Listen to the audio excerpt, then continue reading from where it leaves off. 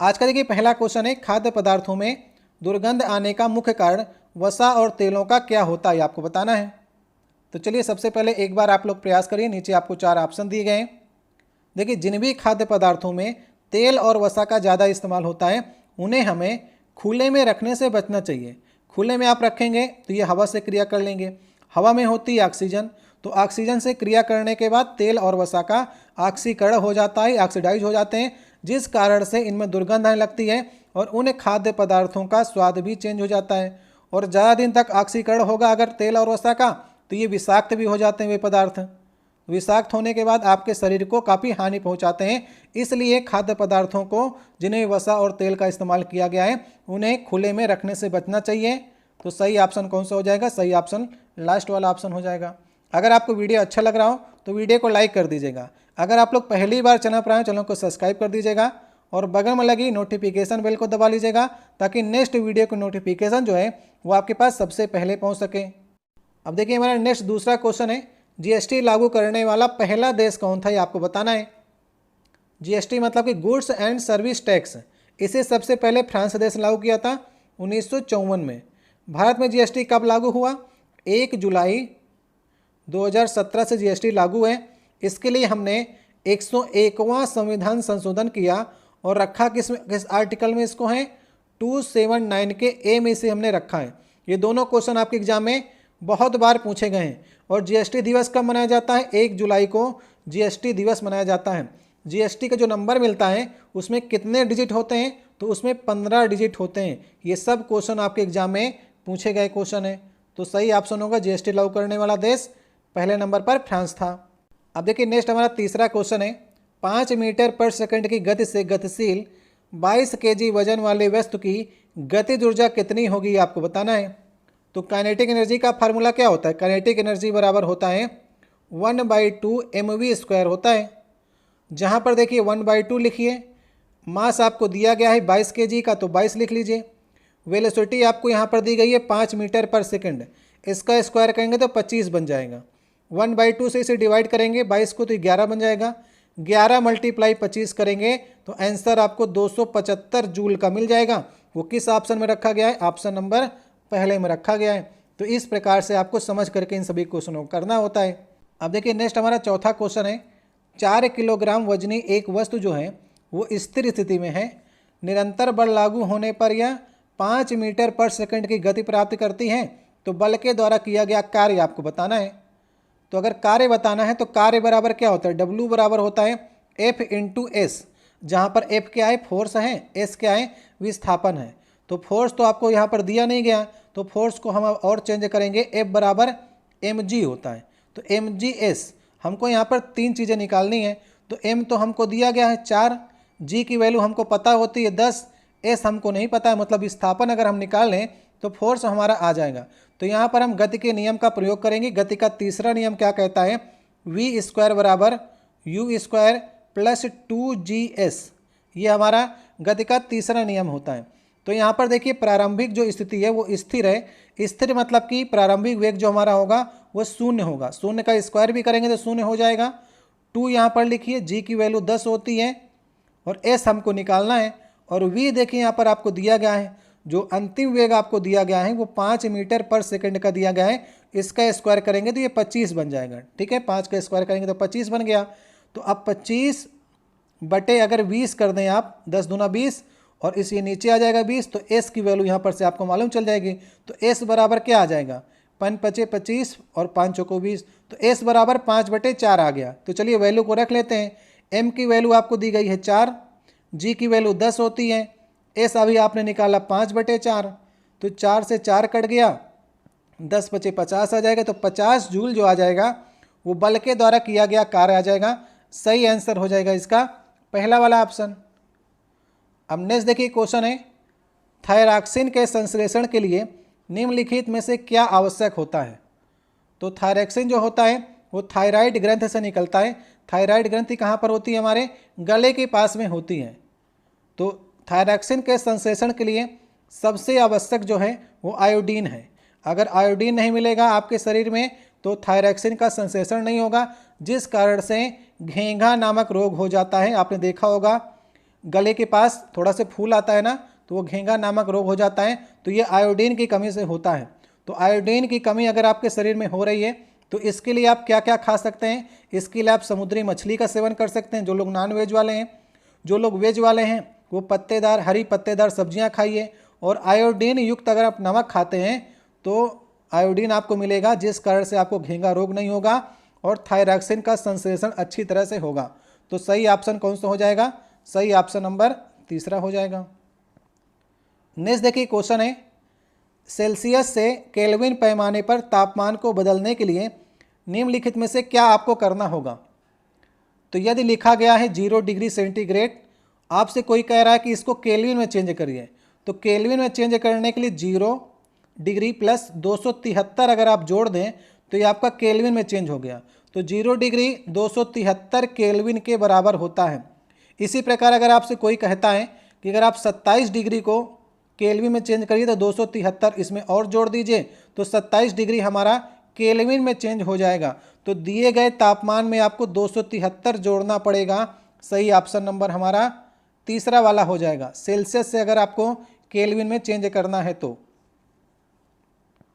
Next देखिए question है, कौन से भारतीय मुख्यमंत्री के पिता जो थे वो महाराजा थे? तो यहाँ पर देखिए उन मुख्यमंत्री का नाम है अमरिंदर सिंह। ठीक है, अमरिंदर सिंह पंजाब के पूर्व मुख्यमंत्री थे और इनके पिता का नाम था यादवेंद्र सिंह। ठीक है, यादवेंद्र सिंह जो कि पटियाला के राजा थे, पटियाला के आखिरी राजा थे। 1938 से लेकर के 1971 तक ये पटियाला के राजा थे, अमरिंदर सिंह के पिताजी। ठीक है, याद रहेंगे यादवेंद्र सिंह, और ये एक क्रिकेट खिलाड़ी भी थे। तो इन्हें आप लोग क्रिकेट खेलते हुए देखे होंगे या सुने भी होंगे। अब नेक्स्ट देखिए 8वां नंबर क्वेश्चन है, 2 kg के एक द्रव्यमान वाली वस्तु को ऊपर की ओर 20 मीटर पर सेकंड के प्रारंभिक वेग से फेंका जाता है, तो 2 सेकंड बाद उसकी गतिज ऊर्जा आपको बतानी है।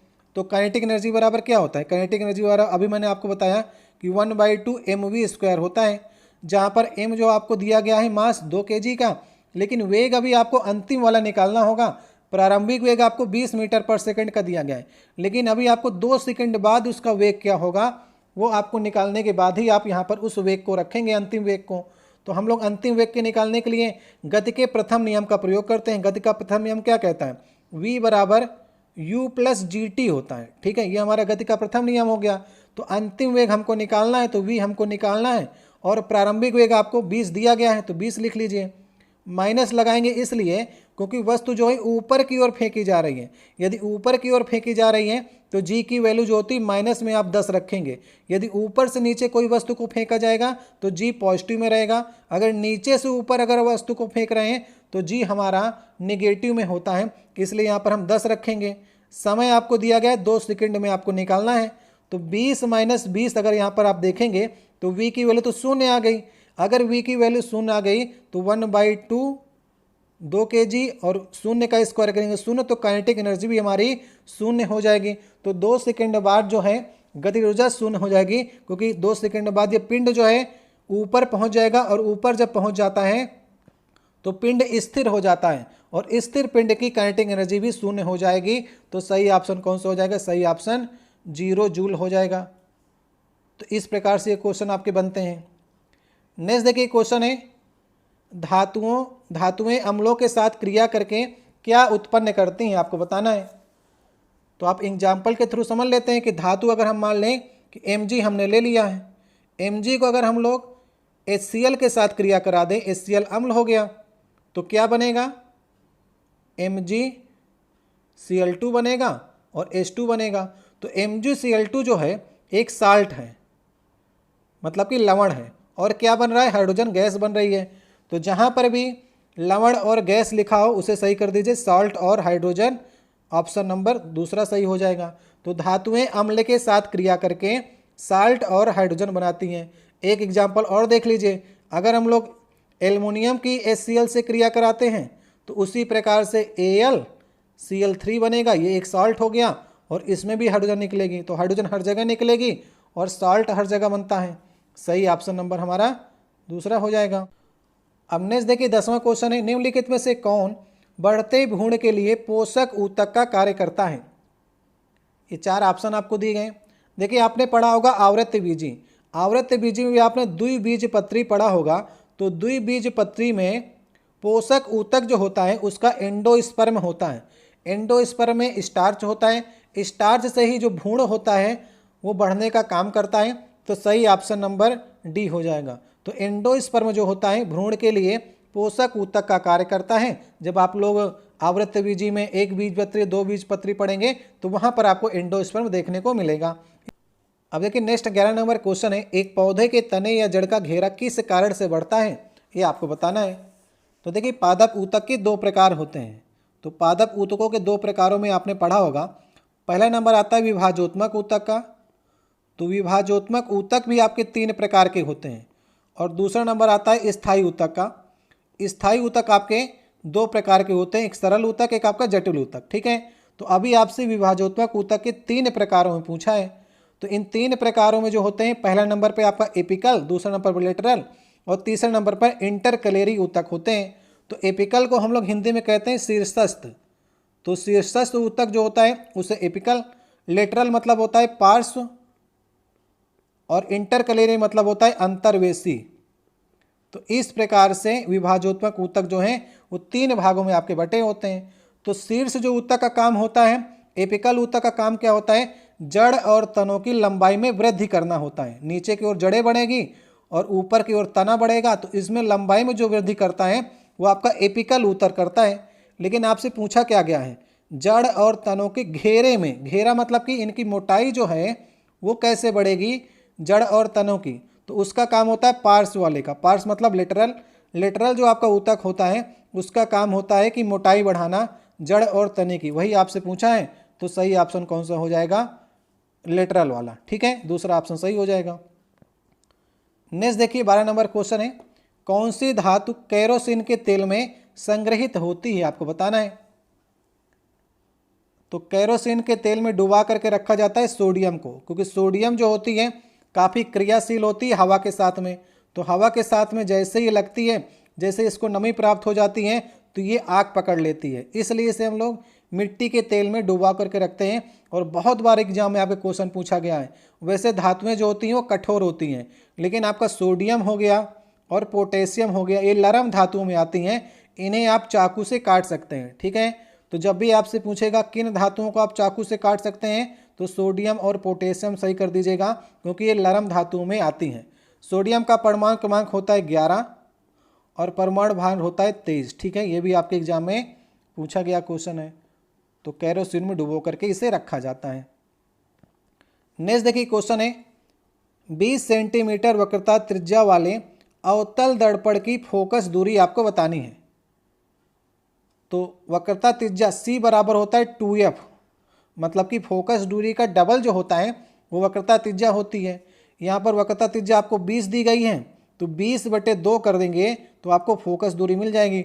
और फोकस दूरी यहाँ पर आपको 10 मिलेगी। 10 किस ऑप्शन में रखा गया है, तीसरे में। सही ऑप्शन होगा तीसरा वाला। लेकिन अब आपसे एग्जाम में कंफ्यूज भी आपको कराएगा, कहीं पर आपसे 10 सेंटीमीटर प्लस में लिख देगा और कहीं पर माइनस में लिख देगा। तो अवतल जो दर्पण होता है उसकी फोकस दूरी निगेटिव होती है, याद रखिएगा। तो अगर आपसे माइनस पूछता है तो पूरे डाटा के सहित आपको माइनस भी याद रखना है। और उत्तल दर्पण की फोकस दूरी पॉजिटिव में होती है। इसमें नहीं पूछा है, कोई बात नहीं, आप लोग तैयार होकर जाइएगा और माइनस वाले को सही करिएगा अगर प्लस में कहीं पर भी दिया गया है तो। अब देखिए नेक्स्ट हमारा 14 नंबर क्वेश्चन है, 3 तत्व आपको दिए गए ABC जो कि डोबे-रेनर के त्रिक नियम पर व्यवस्थित हैं। यदि A का परमाणु द्रव्यमान 7 है, C का 39, तो B का आपको परमाणु द्रव्यमान कितना होगा ये निकालना है। तो यदि आपको डोबे-रेनर का त्रिक नियम नहीं मालूम है तो आप इसे नहीं कर पाएंगे। डोबे-रेनर ने 1817 में अपना त्रिक नियम दिया था। उन्होंने ये बताया था कि यदि हम 3 तत्वों को उनके परमाणु भार के बढ़ते क्रम में लिखें तो पहले और तीसरे तत्व का जो परमाणु भार होगा उसका औसत बीच वाले तत्व के परमाणु भार के बराबर होगा। तो चलिए समझते हैं। जैसे यहाँ पर हम आपको 3 तत्व दिए गए हैं ABC, तो इनके परमाणु द्रव्यमान के बढ़ते क्रम में लिखना है आपको। तो पहले को देखिए आपको 7 दिया गया है, दूसरे का आपको निकालना है B वाले का, और तीसरे का आपको 39 दिया गया है परमाणु द्रव्यमान। ठीक है, तो डोबे-रेनर ने क्या कहा था, पहले और तीसरे तत्व का परमाणु भार का अगर हम लोग औसत कर दें तो बीच वाले तत्व का परमाणु भार निकल आएगा। तो औसत कर देते हैं, 7 + 39/2 कर दें तो औसत आ जाएगा 46/2, मतलब कि 23 आ जाएगा। तो 23 जो होगा वही बी वाले तत्व का परमाणु द्रव्यमान होगा। तो सही ऑप्शन कौन सा हो जाएगा? सही ऑप्शन नंबर हमारा तीसरा नंबर हो जाएगा। अब यहाँ पर ए जो लिखा गया 7 इसका परमाणु भार है, तो ए यहाँ पर अगर 7 है तो ये लिथियम की बात कर रहा है, ठीक है। बी यहाँ पर सोडियम की बात की है इसने, और सी यहाँ पर 39 है, इसका मतलब इसने पोटेशियम की बात की है। तो इस प्रकार से आपको तत्वों को भी याद रखना है। तो सही ऑप्शन नंबर इसका तीसरा होगा। रेलवे ने इसमें गलत आंसर लगाया है, इसलिए इसे आप सही मानिएगा नहीं। सही ऑप्शन नंबर तीसरा ही इसका राइट आंसर होगा। समझ गए आप लोग? अब देखिए नेक्स्ट हमारा 15 नंबर क्वेश्चन है, निम्नलिखित गैसों में से कौन सी गैस जो है वो बायोगैस संयंत्र से उत्पन्न नहीं होती, आपसे पूछा गया है। बायोगैस संयंत्र मतलब कि गोबर गैस संयंत्र। तो इसमें देखिए कार्बन मोनोऑक्साइड इससे उत्पन्न नहीं होती है, डी वाला ऑप्शन सही ऑप्शन होगा। H2S मतलब कि हाइड्रोजन सल्फाइड होती है, कार्बन डाइऑक्साइड गैस भी होती है और मीथेन गैस भी होती है। इससे एक क्वेश्चन और बनता है कि बायोगैस संयंत्र की सबसे मुख्य घटक कौन सी गैस होती है, तो सही ऑप्शन तब आप करेंगे मीथेन गैस को। मीथेन गैस जो होती है वो मेन घटक होती है बायोगैस की, 50 से 70% तक बायोगैस संयंत्र से उत्पन्न की जाती है। उसके बाद दूसरे नंबर पर कार्बन डाइऑक्साइड लगभग 25% उत्पन्न होती है। यदि आपके ऑप्शन में अमोनिया भी रखता तो अमोनिया गैस भी बायोगैस संयंत्र से उत्पन्न होती है, सिर्फ और सिर्फ कार्बन मोनोऑक्साइड उत्पन्न नहीं होती है। ऑप्शन नंबर डी इसका सही होगा। नेक्स्ट देखिए क्वेश्चन है, इसमें आपसे पूछा जा रहा है यदि आप एक दर्पण में देखते हैं और पाते हैं कि आपकी छवि जो है वो आपसे छोटी है, तो कौन सा दर्पण आप देख रहे हैं? तो आपने अपने आप को देखा, आप मान लीजिए 6 फुट के थे और उसमें दिख रहे हैं 4 फुट के, तो आपने किस तरह के दर्पण को देखा है? तो इसका सही ऑप्शन होगा ऑप्शन नंबर दूसरा, आपने उत्तल दर्पण देखा है, क्योंकि उत्तल दर्पण में जो प्रतिबिंब बनता है वो वस्तु से छोटा ही बनता है। तभी आपने देखा होगा जो साइड मिरर होते हैं, गाड़ियों के जो साइड मिरर होते हैं और जो रेयर मिरर होते हैं जो ऊपर से पीछे से आगे से पीछे देखने काम आते हैं, तो साइड मिरर और रेयर मिरर जो होते हैं वे आपके उत्तल दर्पण के बने होते हैं, ताकि बड़ी गाड़ियों को हम लोग छोटा से देख सकें अपने शीशे में। तो उत्तल दर्पण का प्रयोग हम लोग इसीलिए करते हैं। और जब आपको चीज़ें बड़ी देखनी हो तब वहाँ पर आप अवतल दर्पण का प्रयोग करेंगे। जैसे ENT का डॉक्टर जो होता है ना, नाक कान गले वाला, तो उसको चीज़ें बड़ी देखनी होती हैं तो वो आपका अवतल दर्पण का प्रयोग करता है। और गाड़ी की जो हेडलाइट होती है वो भी आपकी अवतल दर्पण की बनी होती है, क्योंकि उससे लाइट ज़्यादा फैलानी होती है। तो इस प्रकार से आप लोग समझ लीजिएगा। और दाढ़ी बनाने के शीशम भी आपको थोड़ा से बड़ा देखने की आवश्यकता होती है, तो दाढ़ी बनाने का शीशा भी आपका अवतल दर्पण का होता है। इस प्रकार से कई क्वेश्चन आपके एग्जाम में बने हैं। नेक्स्ट देखिए क्वेश्चन है, इसमें पूछा जा रहा है आपसे निम्नलिखित में से किसने रासायनिक संयोजन के 2 महत्वपूर्ण नियमों की स्थापना करके रासायनिक विज्ञान की नींव रखी थी, आपको बताना है। तो यदि आपको मालूम है कि रासायन विज्ञान का पिता किसे कहा जाता है तो आप इस क्वेश्चन को सही कर सकते थे। तो रसायन विज्ञान का पिता कहा जाता है लेवासिए को, सही ऑप्शन हो जाएगा दूसरा वाला। इन्होंने 2 नियम कौन से दिए थे? तो पहला नियम दिया था द्रव्यमान संरक्षण का नियम दिया था, जिसे हम लोग इंग्लिश में कहते हैं law of conservation of mass, ठीक है। तो पहला नियम ये दिया था। और दूसरा नियम दिया था निश्चित अनुपात का नियम, निश्चित अनुपात का नियम, ठीक है। तो ये दोनों नियमों के द्वारा जो है वो रासायनिक विज्ञान की नींव रखी और लेवासिए को रसायन विज्ञान का पिता माना जाता है। सही ऑप्शन होगा ऑप्शन नंबर हमारा दूसरा वाला। अब नेक्स्ट देखिए क्वेश्चन है, इसमें पूछा जा रहा है क्लोरीन गैस का उपयोग निम्न में से किसके निर्माण में किया जाता है, ये आपको बताना है। तो क्लोरीन गैस का उपयोग किसके निर्माण में किया जाता है? यदि आप बुझे हुए चूने मतलब कि CaOH का होल ट्वाइस में अगर आपने क्लोरीन की क्रिया करा दी तो क्या बन जाएगा? ब्लीचिंग पाउडर बन जाता है, CaOCl2 + H2O। तो ये आपका ब्लीचिंग पाउडर है जिसका रासायनिक नाम होता है कैल्शियम ऑक्सीक्लोराइड, ठीक है। तो क्लोरीन गैस का उपयोग करके हम किसका निर्माण करते हैं? ब्लीचिंग पाउडर का निर्माण करते हैं। बी वाला ऑप्शन सही होगा। तो भुजे हुए चूने में क्लोरीन डाल देंगे तो आपका ब्लीचिंग पाउडर बन जाएगा, जो कि ब्लीचिंग पाउडर काम क्या होता है, पानी को शुद्ध करना काम होता है। तो बी वाला ऑप्शन सही होगा। यहाँ पर लिखा गया बेकिंग पाउडर, तो बेकिंग पाउडर का फार्मूला क्या होता है, NaOH सोडियम बाइकार्बोनेट जो होता है वो बेकिंग पाउडर होता है, जिसे बेकिंग सोडा भी कहते हैं। और धुलाई वाला सोडा कौन सा होता है, जिसे धोने काम में प्रयोग करते हैं, सोडियम कार्बोनेट। तो सोडियम कार्बोनेट जो होता है वो धोने वाला सोडा होता है, और सोडियम बाइकार्बोनेट जो होता है वो खाने वाला सोडा होता है। ठीक है, ये दोनों चीज़ आप लोग याद रखिएगा। नेक्स्ट देखिए क्वेश्चन है, दादा साहब फाल्के पुरस्कार किस क्षेत्र में महत्वपूर्ण सार्वजनिक उपलब्धि के लिए दिया जाता है। तो दादा साहब फाल्के पुरस्कार जो है वो फिल्म के क्षेत्र में दिया जाता है, तीसरा वाला ऑप्शन सही होगा। अभी देखिए 2024 का दादा साहब फाल्के पुरस्कार जो मिला है वो मिथुन चक्रवर्ती को मिला है, लेटेस्ट अभी आपकी न्यूज है। ठीक है, तो मिथुन चक्रवर्ती को मिला हुआ 2024 का दादा साहब फाल्के पुरस्कार, ये याद कर लीजिएगा। 2023 का भी आपके एग्जाम में पूछा जा सकता है, तो 2023 का मिला था वहीदा रहमान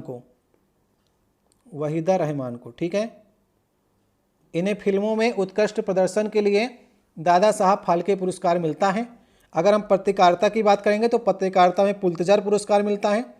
साहित्य में तो कई पुरस्कार हैं आपके, जैसे ज्ञानपीठ पुरस्कार हो गया, व्यास सम्मान हो गया, सरस्वती हो गया, साहित्य अकेडमी हो गया, तो ये साहित्य के पुरस्कार हैं। और खेल में भी आपके अर्जुन पुरस्कार हो गए, द्रोणाचार्य पुरस्कार हो गए, तो इस प्रकार से आपके पुरस्कार होते हैं। तो एक आपका देखिए दादा साहब फाल्के पुरस्कार होता है, एक आपका अंतर्राष्ट्रीय दादा साहब फाल्के पुरस्कार होता है जो 2024 में मिला है, जवान फिल्म के लिए शाहरुख खान को मिला है, बेस्ट एक्टर का खिताब मिला है। ठीक है, तो अंतर्राष्ट्रीय पूछेगा तो शाहरुख खान जवान फिल्म के लिए बेस्ट एक्टर का। अगर आपसे दादा साहब फाल्के सिर्फ पूछता है तो 2024 का मिथुन चक्रवर्ती को, और 2023 का भी याद रखिएगा वहीदा रहमान को। और अगर प्रथम भी पूछ लेता कभी कभी आपसे तो 1969 में देविका रानी को मिला था।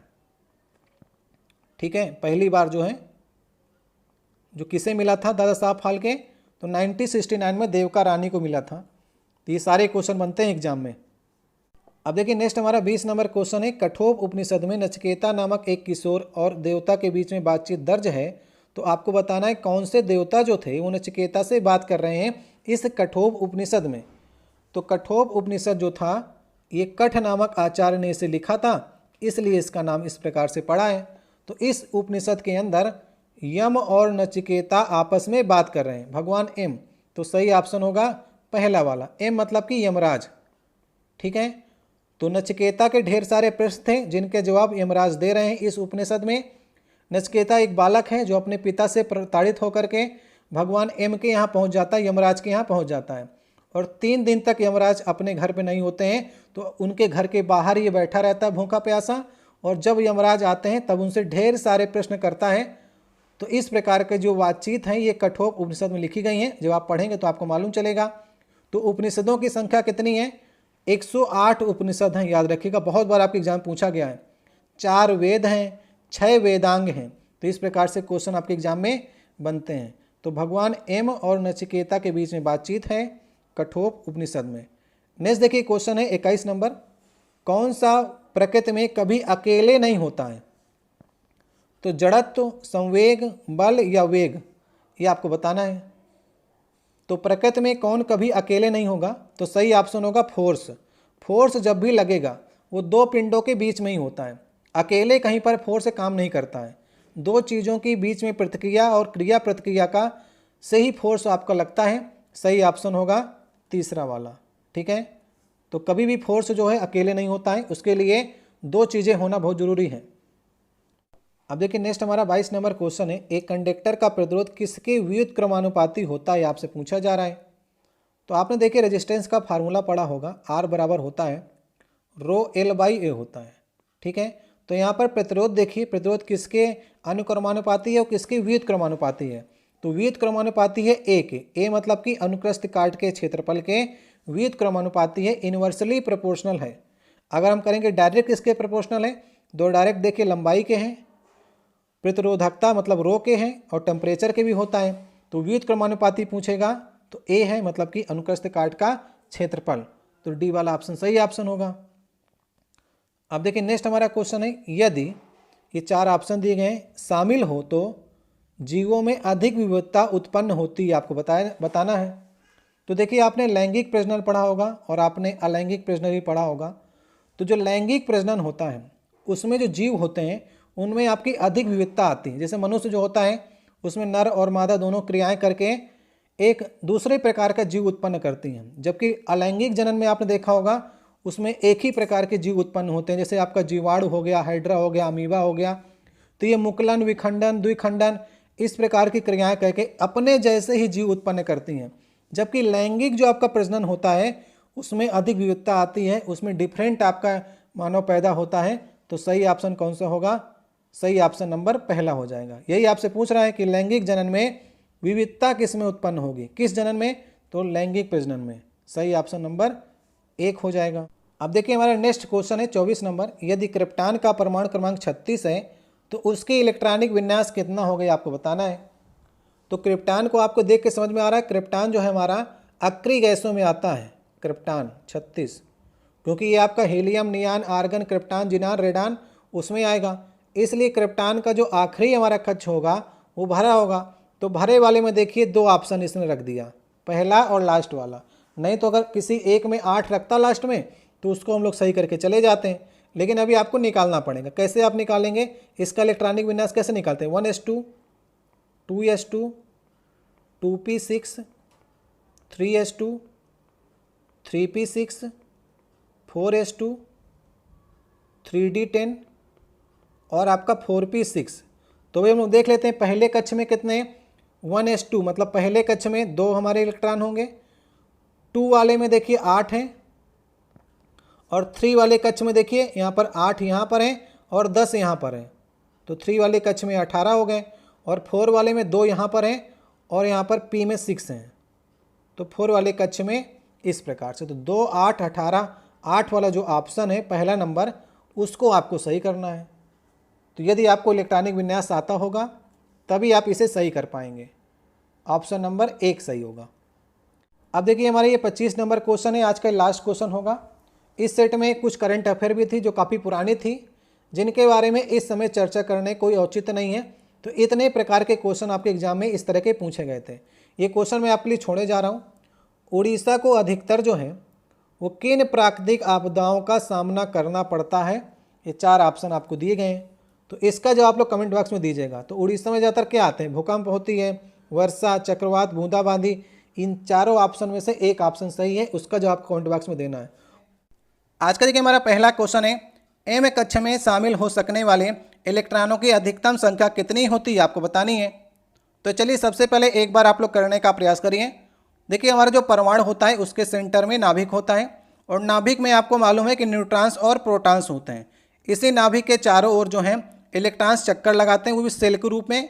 तो इस प्रकार से हमने सेलों को बना लिया। जो पहले सेल का हम लोग नाम देते हैं उस सेल का नाम होता है के सेल, फिर नेक्स्ट वाला एल, फिर एम, फिर एन। इस प्रकार से सेल्स आपकी बढ़ती जाती हैं। तो आपसे पूछा क्या गया, किस कक्ष में पूछा जा रहा है? एम कक्ष में आपसे पूछा जा रहा है। तो एम जो हमारा कक्ष होगा वो कौन सा कक्ष है? देखिए के हमारा पहला हो गया, एल दूसरा हो गया, एम तीसरा हो गया, एन हमारा चौथा हो गया। इस प्रकार से बढ़ती जाती हैं। तो एम जो हमारा है वो तीसरा कक्ष है। तो इसके लिए एक फार्मूला होता है मैक्सिमम इलेक्ट्रॉन्स निकालने के लिए, 2n² होता है, ठीक है, जहाँ पर n क्या है? कक्ष की संख्या है। तो m हमारा तीसरा कक्ष होगा। तो n की जगह पर अगर आप 3 रखेंगे तो 3 का स्क्वायर करेंगे तो 3 3 9 दूनी 18। तो m कक्ष में मैक्सिमम इलेक्ट्रॉन जो होंगे वो 18 होंगे। सही ऑप्शन इसका तीसरा वाला होगा। देखिए आपके एग्जाम में k भी पूछ सकता था, l भी पूछ सकता है, n भी पूछ सकता है। इसके लिए आपको इसी फार्मूले का यूज करना है और मैक्सिमम n की वैल्यू जो है इसमें आप 4 ही रख सकते हैं। इसके बाद जो है इलेक्ट्रॉन्स घटने लगते हैं, 32 तक ही आपके मैक्सिमम इलेक्ट्रॉन्स होते हैं। तो k अगर आपसे कोस पूछता है तो n की जगह पर आपको 1 रखना होगा।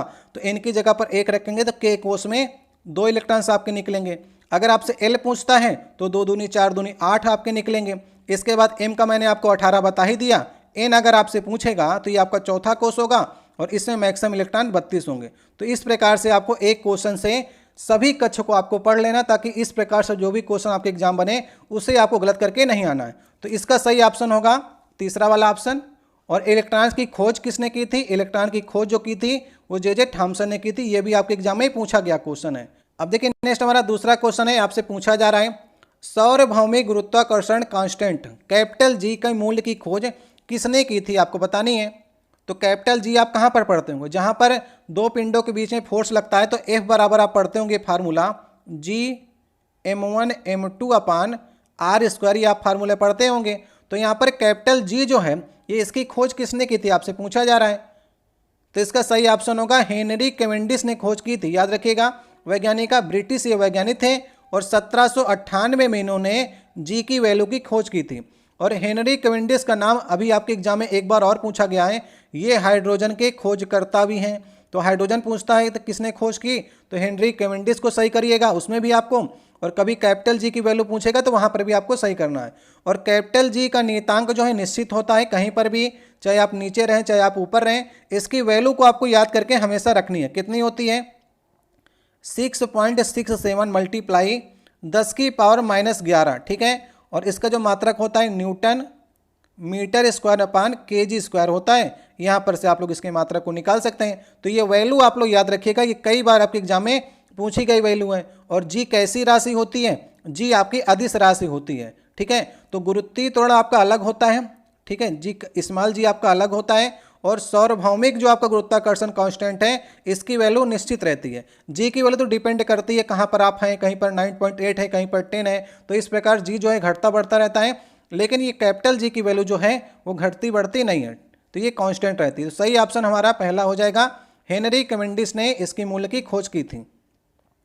नेक्स्ट देखिए तीसरा क्वेश्चन है, पूछा जा रहा है आपसे कौन सा एक अम्ल का गुण नहीं है, ठीक है। नहीं है पे आपको विशेष तौर पर ध्यान देना है। आपके क्वेश्चन ऐसे बन रहे हैं कि नहीं है से बहुत ज़्यादा क्वेश्चन पूछते हैं और कई लोग जो ऐसे क्वेश्चन सही करके आते हैं उसमें नहीं को नहीं पढ़ते हैं। तो देखिए अम्ल के गुण की बात करेंगे तो अम्ल का स्वाद जो है खट्टा होता है, ये बात बिल्कुल सही है। अम्ल जो है क्षार के साथ मिलकर के लवण बनाता है, ये भी बात बिल्कुल सही है। अम्ल नीले लिटमस पेपर को लाल कर देता है, ये बात बिल्कुल सही है। अम्ल का स्वाद कड़वा होता है, ये बात उसका गुण नहीं है। अम्ल का स्वाद कड़वा नहीं होता है, क्षार का स्वाद जो होता है वो कड़वा होता है, ठीक है। और यहाँ पर देखिए अम्ल और क्षार मिलकर के लवण बनाते हैं। हमने आपको बताया था ना कि मान लीजिए कि आपने HCl ले लिया, ये आपका अम्ल हो गया, और NaOH आपका क्षार हो गया। ये दोनों आपस में क्रिया करेंगे तो NaCl + H2O बनता है आपका। तो NaCl क्या है? लवण और जल बनता है, तो ये बात भी सही है। नीले लिटमस पेपर को लाल में कर देता है, हमने आपको याद कराया था कि BB आप लोग याद कर लीजिए। बेस क्या करता है? बेस ब्लू करता है लिटमस पेपर को। और एसिड क्या करता है? एसिड रेड करता है। तो BB याद कर लेंगे तो बेस ब्लू करेगा तो एसिड अपने आप रेड करेगा। इस प्रकार से मैंने आपको याद कराया था। तो सही ऑप्शन होगा कौन सा? कौन सा गुण नहीं है? अम्ल का स्वाद कड़वा होता है, ये क्षार का स्वाद कड़वा होता है, इसलिए ये गलत होगा। नेक्स्ट देखिए क्वेश्चन है, ऊपर उठाए गए हथौड़े के पास क्या होता है? जैसे आपने हथौड़ा अपने हाथ में उठाया हुआ है इस प्रकार से, तो ऊपर जब हथौड़ा उठेगा तो स्थिर है, तो स्थिर है तो उसमें आपका पोटेंशियल एनर्जी होगी। जब चलेगा तो वो आपका काइनेटिक एनर्जी में चेंज हो जाएगा, लेकिन जब तक स्थिर है तो उसमें पोटेंशियल एनर्जी है। जैसे बांध होता है, बांध के अंदर पानी होता है, तो पानी क्या होता है? वो आपका स्थिर होता है, तो उसमें आपका पोटेंशियल एनर्जी होती है। जैसे बांध खुलता है तो पानी जो है पोटेंशियल एनर्जी काइनेटिक में चेंज होकर के बहुत तेजी से आपकी बाहर निकलती है, ठीक है। तो जब भी कोई गतिमान वस्तु आपको दिखे तो वहाँ पर आपको काइनेटिक सही करना है।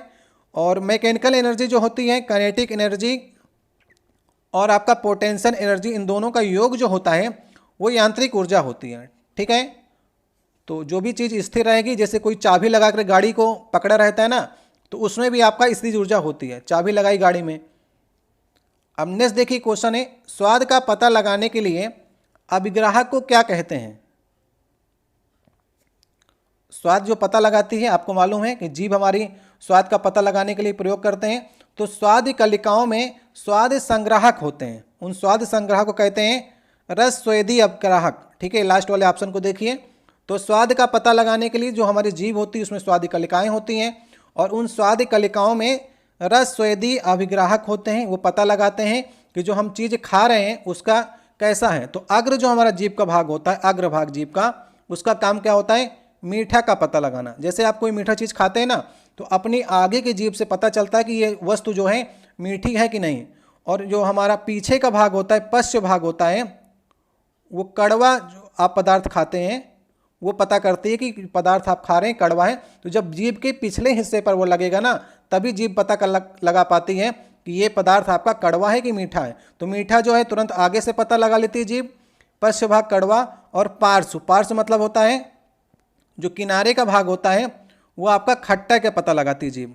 तो खट्टा जब खाते हैं तो जीभ के किनारे किनारे लगेगा ना, तो पता लगाएगी जीभ कि आप जो पदार्थ खा रहे हैं इसका स्वाद खट्टा है। ठीक है, तो इस प्रकार से आपका एग्जाम में क्वेश्चन पूछा भी गया है कि जीभ के अगला भाग जो होता है वो किस चीज़ का पता लगाता है, तो मीठा का, पिछला भाग कड़वा का, और जो पार्श्व भाग होते हैं वो खट्टे का पता लगाते हैं। नेक्स्ट देखिए क्वेश्चन है, किस क्षेत्र में सार्वजनिक उपलब्धि के लिए भारत सरकार द्वारा अर्जुन पुरस्कार दिए जाते हैं। ये देखिए क्वेश्चन मैंने आपको कराया हुआ है, कई बार पूछा गया है, लेटेस्ट अभी 2021 और 22 के एग्जाम में। और स्टूडेंट ने देखिए, स्टूडेंट ने गलत भी किया हुआ है, चूज किया है ऑप्शन नंबर 1 और साहित्य सही करके आए हैं, तो मतलब कि नॉलेज बिल्कुल से नहीं रही होगी। अर्जुन पुरस्कार जो है ये खेल के क्षेत्र में दिया जाता है, द्रोणाचार्य पुरस्कार भी खेल के क्षेत्र में दिया जाता है। साहित्य मैंने आपको बताया था कि साहित्य में आपको ज्ञानपीठ पुरस्कार मिलता है, साहित्य अकेडमी पुरस्कार मिलता है, व्यास सम्मान मिलता है, सरस्वती सम्मान मिलता है। इस प्रकार से कई आपके सम्मान मिलते हैं साहित्य के क्षेत्र में। अर्थशास्त्र में भी आपका अर्थशास्त्र कई आपके पुरस्कार मिलते हैं।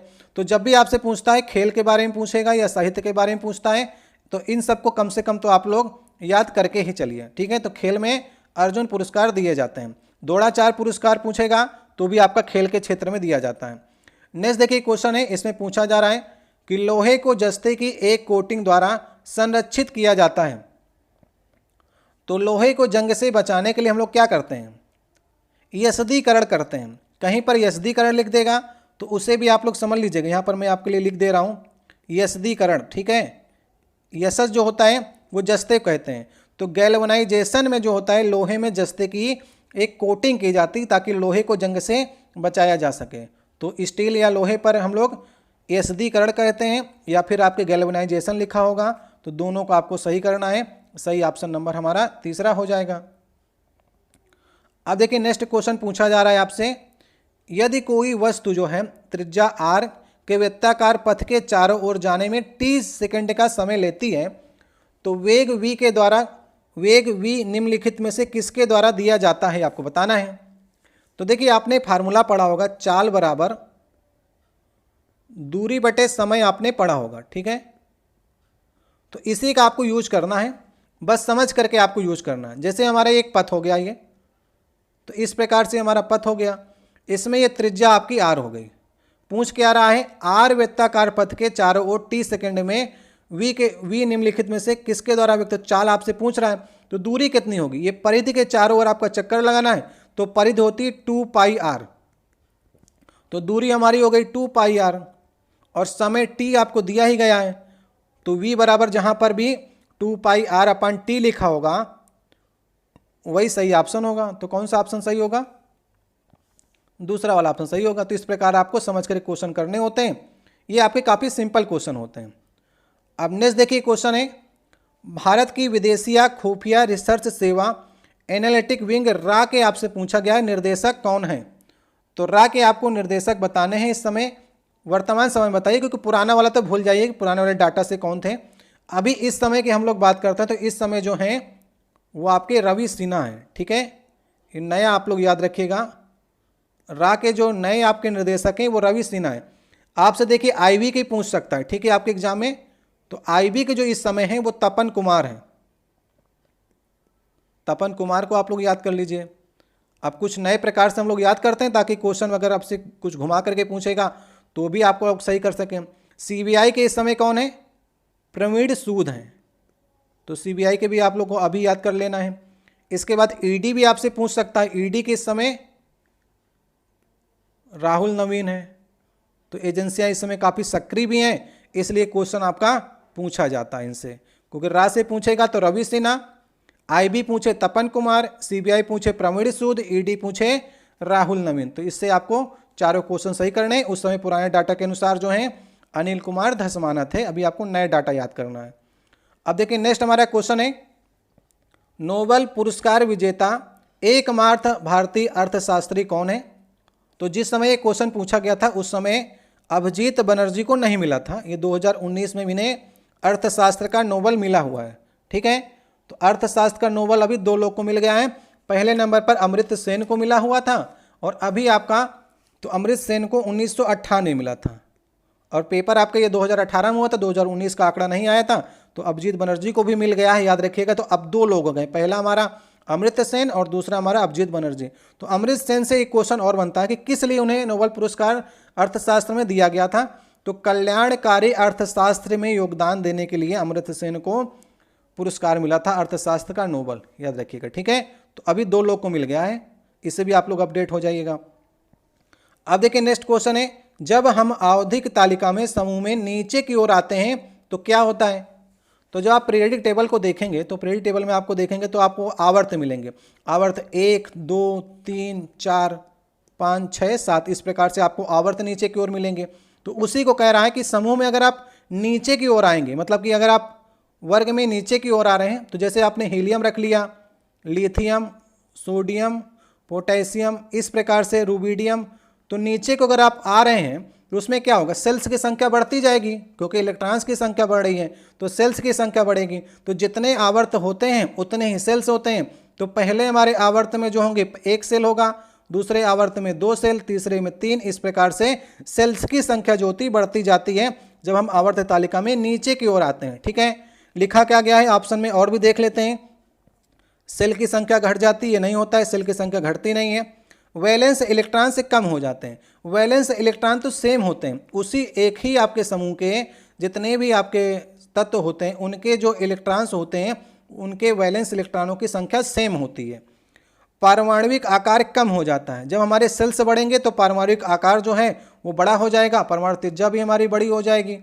तो ये गलत हो गया, तो हमने बताया आपकी सेल्स की संख्या बढ़ जाती है। अब देखिए नेक्स्ट क्वेश्चन है, मानव नरों में मूत्र और वीर के प्रवाह के लिए एक ही अनाग है जिसे कहते हैं। तो मानव में जो नर होते हैं उसमें मूत्र और वीर के लिए एक ही मार्ग होता है, वो मार्ग होता है मूत्र मार्ग। ठीक है, स्त्रियों में अलग अलग होते हैं लेकिन मनुष्यों में एक ही मार्ग होता है। सही ऑप्शन होगा तीसरा वाला ऑप्शन। अब देखिए नेक्स्ट क्वेश्चन है, दांतों में सड़न शुरू हो जाती है जब मुंह का पीएच मान किससे कम हो जाता है। ये क्वेश्चन बहुत बार एग्जाम में आया है और कई लोग इसे गलत करके आते हैं।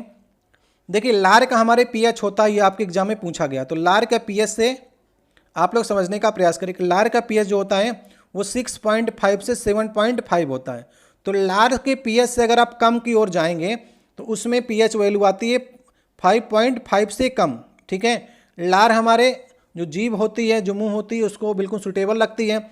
अगर आप इससे नीचे जा रहे हैं, मतलब 5.5 से नीचे जा रहे हैं, मतलब 6.5 था, एक और मान लीजिए, तो अगर आप इससे नीचे गए तो दांत का आपका सड़न शुरू हो जाएगी क्योंकि दांत में होता है कैल्शियम, और कैल्शियम को अगर घटाना है तो एसिड अगर आप ज़्यादा खा रहे हैं, एसिड में आप क्या खा सकते हैं, जैसे आप खा रहे हैं इस समय संतरा खा रहे हैं, खट्टे फल खा रहे हैं, नींबू खा रहे हैं, अंगूर खा रहे हैं, अचार खा रहे हैं, सिरका खा रहे हैं, तो इन सब का जो होता है पीएच वैल्यू वो 2.2, 2.4, 2.5 होता है। नींबू सबसे ज़्यादा कम होता है, 2.2 होता है, सिरका भी 2.2 होता है। तो इस प्रकार की वस्तुएं खा रहे हैं तो आपका जो इनेमल होता है दांतों में, जो कैल्शियम होता है, वो आपका घटना स्टार्ट हो जाता है, सड़ना स्टार्ट हो जाता है। तो दांतों में सड़न आपकी स्टार्ट होगी। तो 5.5 मतलब ज़्यादा खट्टी चीज़ें अगर आप नहीं खाएंगे तो मुंह आपका बिल्कुल से सुरक्षित रहेगा। ठीक है, अगर आपके दांतों में सड़न स्टार्ट हो गई है तो फिर आप डॉक्टर जो है आपको फ्लोरीन का सेवन करने कहता है। फ्लोरीन जो है ये इनेमल को, कैल्शियम को बचाने का काम करता है। एक एग्जाम में क्वेश्चन आपके और पूछा जाता है कि अम्ल वर्षा जो होती है वो कितना पीएच मान किससे कम हो जाए तो अम्ल वर्षा आपकी अम्लीय हो जाती है, मतलब वर्षा जो है वो अम्लीय कहलाती है। तो अम्लीय वर्षा जब भी आपसे पूछेगा तो 5.6 याद रखिएगा। जब पानी की पीएच वैल्यू जो होती है वो 5.6 से कम हो जाए तो उस वर्षा को हम लोग कहते हैं अम्लीय वर्षा। ये भी आपके एग्जाम में क्वेश्चन पूछा गया है। तो अभी आप लोग कमेंट बॉक्स में बता सकते हैं कि दूध का पीएच मान कितना होता है। ठीक है, देखते हैं कितने लोग बताते हैं। दूध का पीएच मान आप लोग बताइएगा, और रक्त का पीएच मान आप लोग बता सकते हैं। जो लोग पढ़ने वाले हमारे स्टूडेंट हैं वे लोग दूध और रक्त का बताइएगा। इसका सही ऑप्शन होगा 5.5 से कम हो जाएगा तो दांतों की सड़न स्टार्ट हो जाएगी। अब देखिए नेक्स्ट हमारा 14 नंबर क्वेश्चन है। इसमें आपसे पूछा जा रहा है कि निम्नलिखित में से कौन सा एक एम्फोटेरी ऑक्साइड है, आपसे पूछा गया है। एम्फोटेरिक ऑक्साइड मतलब कि उभयधर्मी ऑक्साइड इसमें से कौन सा है?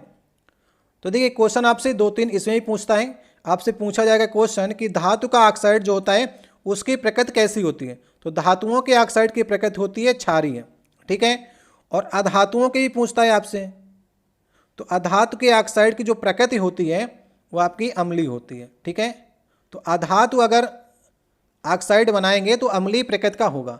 लेकिन एम्फोटेरिक ऑक्साइड जो होता है वो उभयधर्मी होता है, उसमें क्षारीय के गुण भी होते हैं और अम्लीय के गुण भी होते हैं। तो कौन कौन से तत्व एम्फोटेरिक ऑक्साइड बनाते हैं, ये भी आपके एग्जाम में पूछा गया क्वेश्चन है।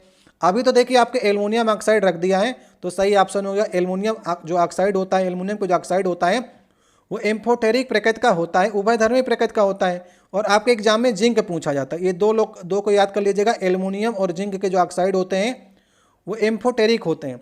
तो ये तो हल्का क्वेश्चन हो गया।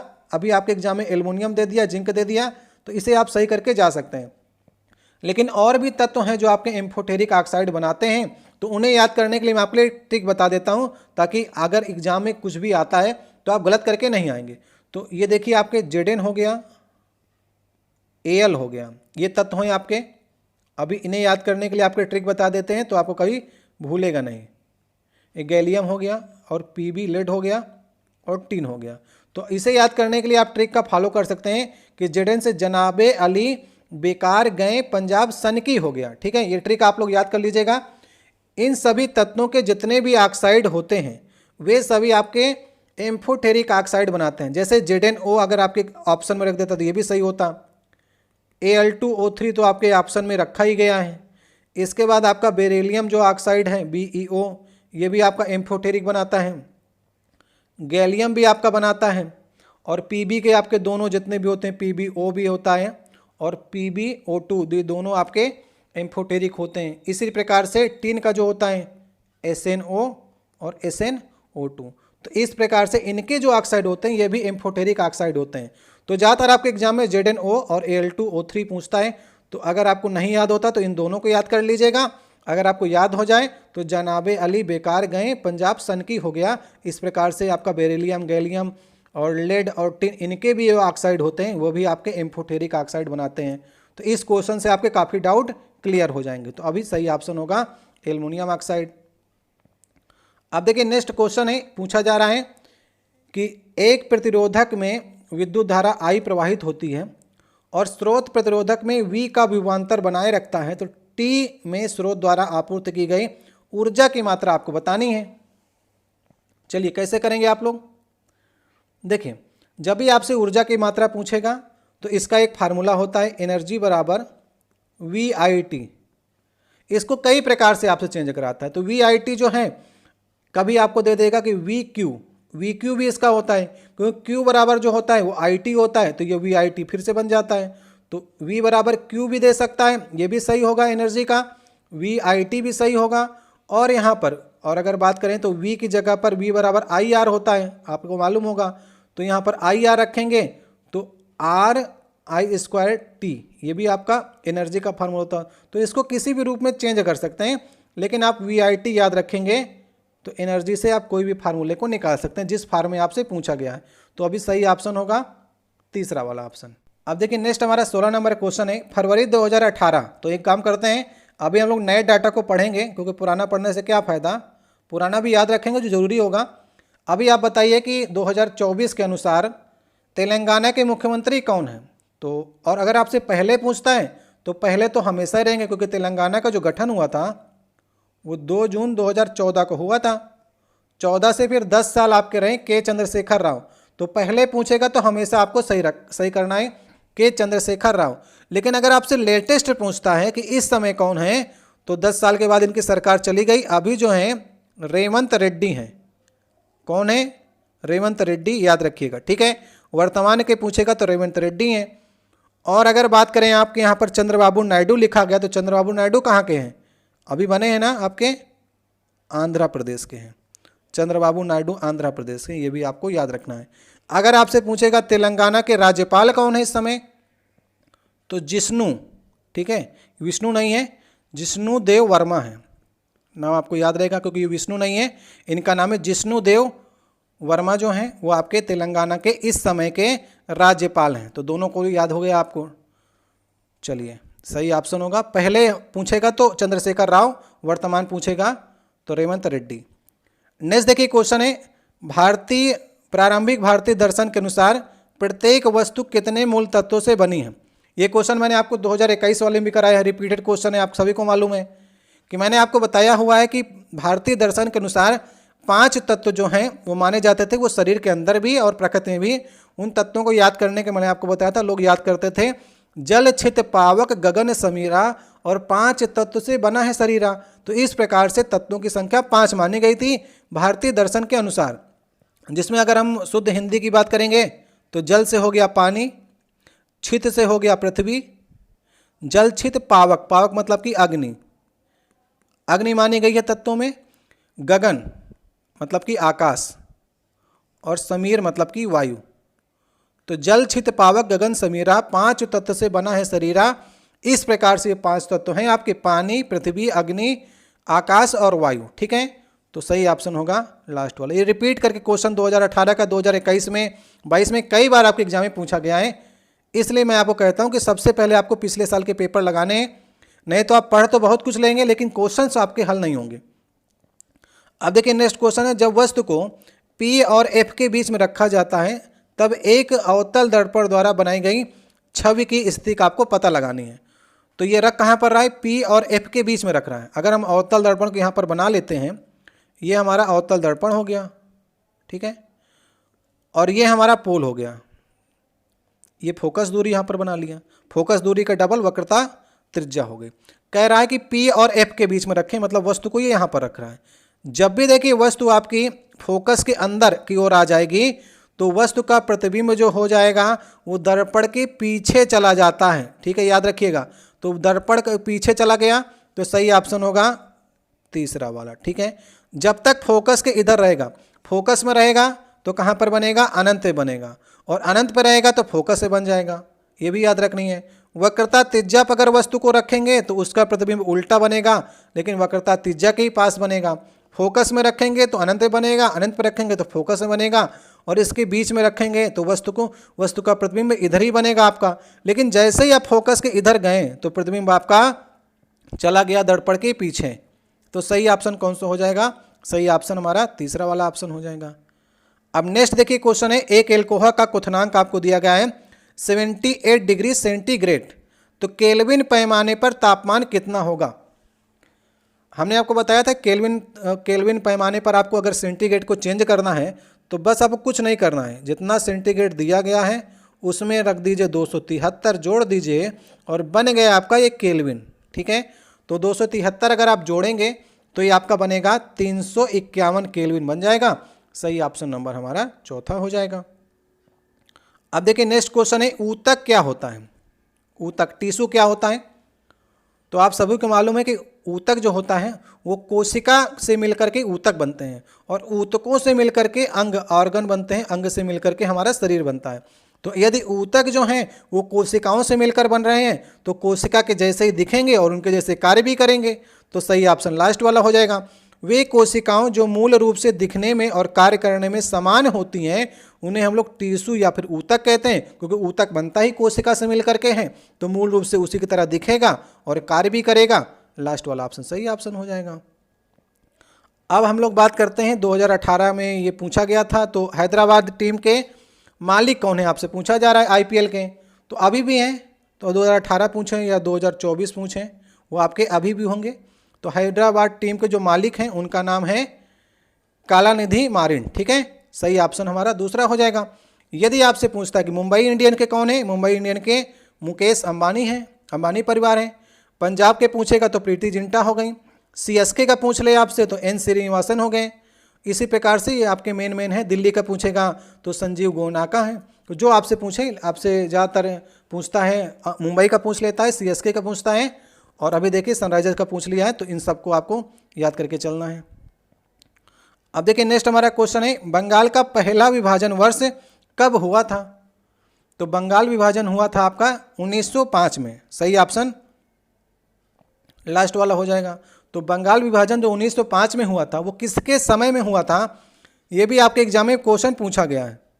तो लॉर्ड कर्जन उस समय थे, उनके समय में 1905 में बंगाल विभाजन हुआ था। इसकी घोषणा की गई थी 20 जुलाई 1905 को और प्रभावी हो गया था 16 अक्टूबर 1905 को। ठीक है, तो 16 अक्टूबर को शोक दिवस मनाया गया था जब प्रभावी हो गया था बंगाल विभाजन का। इसी समय जो है स्वदेशी आंदोलन चलाया गया। क्वेश्चन पूछा जाता है, बहुत से लोग असहयोग आंदोलन को सही कराते हैं। स्वदेशी आंदोलन जो है वो बंगाल विभाजन के समय चलाया गया था। और अमार सोनार बांग्ला जो गाना है, जो राष्ट्रगीत बना जाकर के बांग्लादेश का, उसी समय गाया गया था रविन्द्रनाथ टैगोर के द्वारा। ये भी क्वेश्चन आपके एग्जाम में पूछा गया। तो इस प्रकार से क्वेश्चन एक से कई क्वेश्चन आपको जब बनाएंगे तब आप एग्जाम के लिए तैयार हो जाते हैं। अब देखिए नेक्स्ट हमारा क्वेश्चन है, एक प्रकार के अलैंगिक जनन को पहचानिए जिसमें जड़, तने, पत्तियों जैसे पौधे के कुछ हिस्से प्रजनन में भाग लेते हैं। देखिए जब लैंगिक जनन और अलैंगिक जनन आप पढ़ते होंगे तो लैंगिक जनन में नर और मादा दोनों की जरूरत होती है। तो जब भी बीज से नए वनस्पति का निर्माण होता है तो उसको हम लोग कहते हैं लैंगिक जनन में। जब बीज से प्रजनन नहीं होता है, जड़, तने, पत्ते ही किसी प्रकार से भाग ले लेते हैं, उसको हम लोग कहते हैं अलैंगिक जनन। ठीक है, ये 7 प्रकार के आपके होते हैं, जिसमें कटिंग, ग्राफ्टिंग, लेयरिंग, इस प्रकार के कई आपके आते हैं। तो आपने देखा होगा गुलाब में आप देखते होंगे कलम को काट करके गुलाब का एक आप कलम लगा देंगे तो गुलाब का पेड़ जो है वो आपका उग आता है। तो ये आपका अलैंगिक जनन में आता है, जहाँ पर जड़, तने, पत्तियों को हम लोग किसी प्रयोग से नए वनस्पति का अगर हम लोग कर दे रहे हैं निर्माण तो वो आपका अलैंगिक जनन में आता है। उसे हम लोग कहते हैं वनस्पति प्रजनन। ठीक है, वनस्पतिक प्रजनन अगर आप कर रहे हैं जड़, तने, पत्ती का प्रयोग करके तो आपका अलैंगिक जनन में आपका जाता है। ठीक है, तो अभी आपसे ये आपका पादप में पूछा गया था तो वनस्पति जनन होगा, और वैसे अलैंगिक जनन में आपका मुकुलन और विखंडन भी आता है तो आपका जीवों में होता है। अभी आपसे पादप में पूछा गया था तो दूसरा सही आपको करना है आपको। अब देखिए नेक्स्ट हमारा 24 नंबर क्वेश्चन है, किस भारतीय लेखक ने थिंग्स टू लीव बिहाइंड पुस्तक में कुमायूं की पहाड़ियों में जीवन का वर्णन किया है। ठीक है, तो इसका सही ऑप्शन होगा, ये पुस्तक है नमिता गोखले की।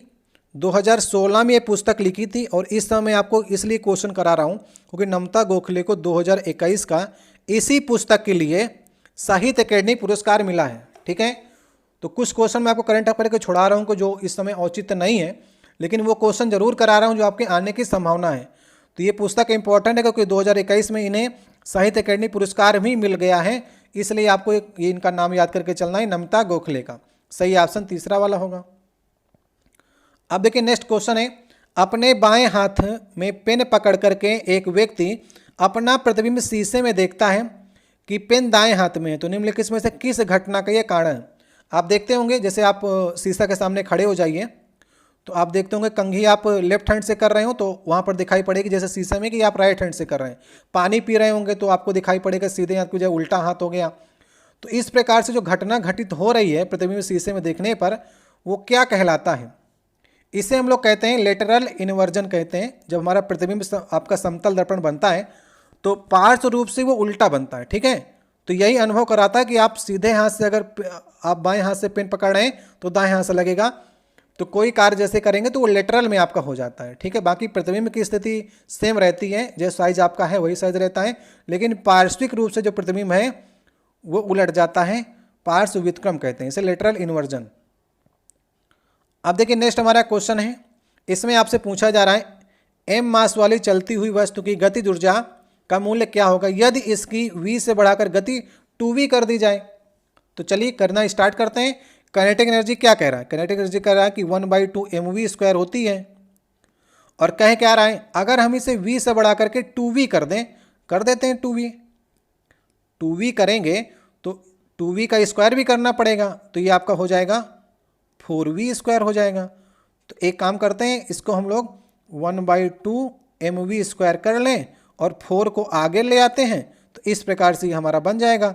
और 1/2 mv² को हम लोग तो काइनेटिक एनर्जी तो लिख ही सकते हैं, तो 4 ke हो जाएगा। मतलब कि पहले वाली जो काइनेटिक एनर्जी थी उसका 4 गुना हो जाएगा अगर v से बढ़ा करके हम लोग 4v कर दें।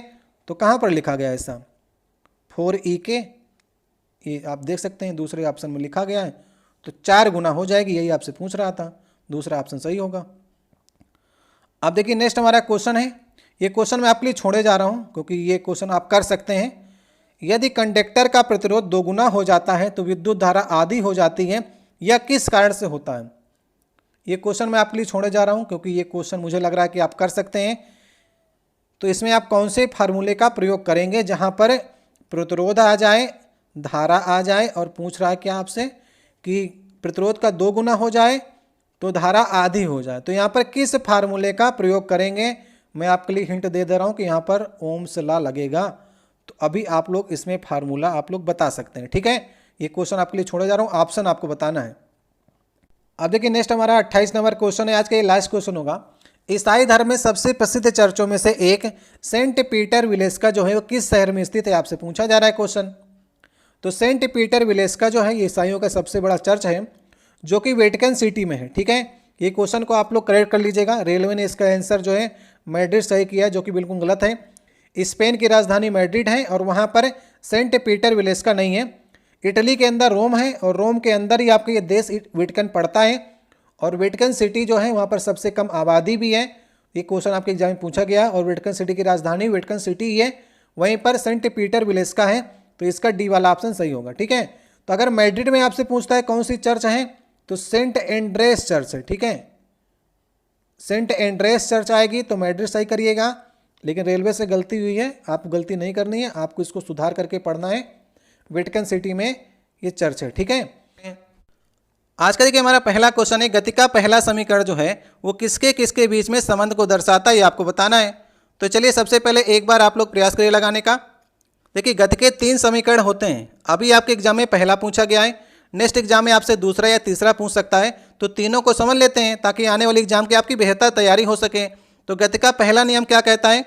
V बराबर U प्लस AT, ये हमारा गति का पहला समीकरण हो गया। और गति का दूसरा समीकरण क्या कहता है? S बराबर UT plus half AT square, ये हमारा गति का दूसरा समीकरण हो गया। गति का तीसरा समीकरण क्या कहता है? V स्क्वायर बराबर UV स्क्वायर प्लस 2AS, ये हमारा गति का तीसरा समीकरण हो गया। तो अभी समझते हैं कि पहले समीकरण में किनके बीच में संबंध है। अगर हम लोग वेरिएबल्स की बात करेंगे जो चेंज हो सकते हैं, V से हमारा वेग हो गया और T से हमारा समय हो गया, तो वेग और समय के बीच में रिलेशन होगा वो पहले वाले समीकरण को दर्शाएगा। तो सही ऑप्शन कौन सा होगा? तीसरा वाला, वेग और समय, ये पहले समीकरण के बीच में संबंध होगा। अगर आपके एग्जाम में दूसरा पूछता है कि दूसरे समीकरण में किसके किसके बीच में संबंध है, तो एस से हमारा होता है स्थिति या फिर विस्थापन या फिर पोजीशन। तो स्थिति और समय के बीच में जो रिलेशन होगा वो दूसरे वाले आपके समीकरण में होगा, जो कि आपके ऑप्शन नंबर 1 में रखा गया है। तो ये हमारा दूसरा समीकरण पूछा गया था पहले वाले ऑप्शन में। और तीसरे वाले में लिखा गया है V square U square plus 2AS। तो V से हमारा वेग हो गया, S से हमारा स्थिति या पोजीशन हो गई। तो वेग और स्थिति के बीच में संबंध जो होगा वो तीसरे वाले समीकरण में होगा, जो कि आपके ऑप्शन नंबर दूसरे में रखा गया है। तो ये हमारा पहले वाला का हो गया, ये दूसरे वाले का, ये तीसरे वाले को, तीनों आपके ऑप्शन में रखे गए हैं, लेकिन पूछा गया है आपसे पहले वाला। तो इस प्रकार से आपको समझ करके एग्जाम में सही करने होंगे क्वेश्चन। तो ऑप्शन नंबर कौन सा सही होगा? तीसरा वाला। अब देखिए नेक्स्ट हमारा दूसरा क्वेश्चन है, निर्वात में प्रकाश का वेग कितना होता है, ये आपसे पूछा जा रहा है। तो निर्वात मतलब होता है जहां पर हवा भी ना हो, मतलब कि वैक्यूम में प्रकाश का वेग आपको बताना है। और सबसे ज़्यादा प्रकाश का वेग निर्वात में ही होता है, 3 × 10⁸ मीटर पर सेकेंड, ये सही ऑप्शन होगा। आपके एग्जाम में देखिए प्रकाश का वेग जो है पानी पूछा जाता है और कांच ही पूछा जाता है, इनको भी आप लोग याद कर लीजिएगा। तो सबसे ज़्यादा देखिए निर्वात में ही होता है, उसके बाद जो है पानी और कांच में कम हो जाएगा। पानी में प्रकाश का वेग होता है 2.25 × 10⁸ मीटर पर सेकेंड, और कांच में जो होता है 2 × 10⁸ मीटर पर सेकेंड। तो 3 से कम ही हो गया। ये दोनों को आपको याद करना है, दोनों आपके एग्जाम में पूछे गए।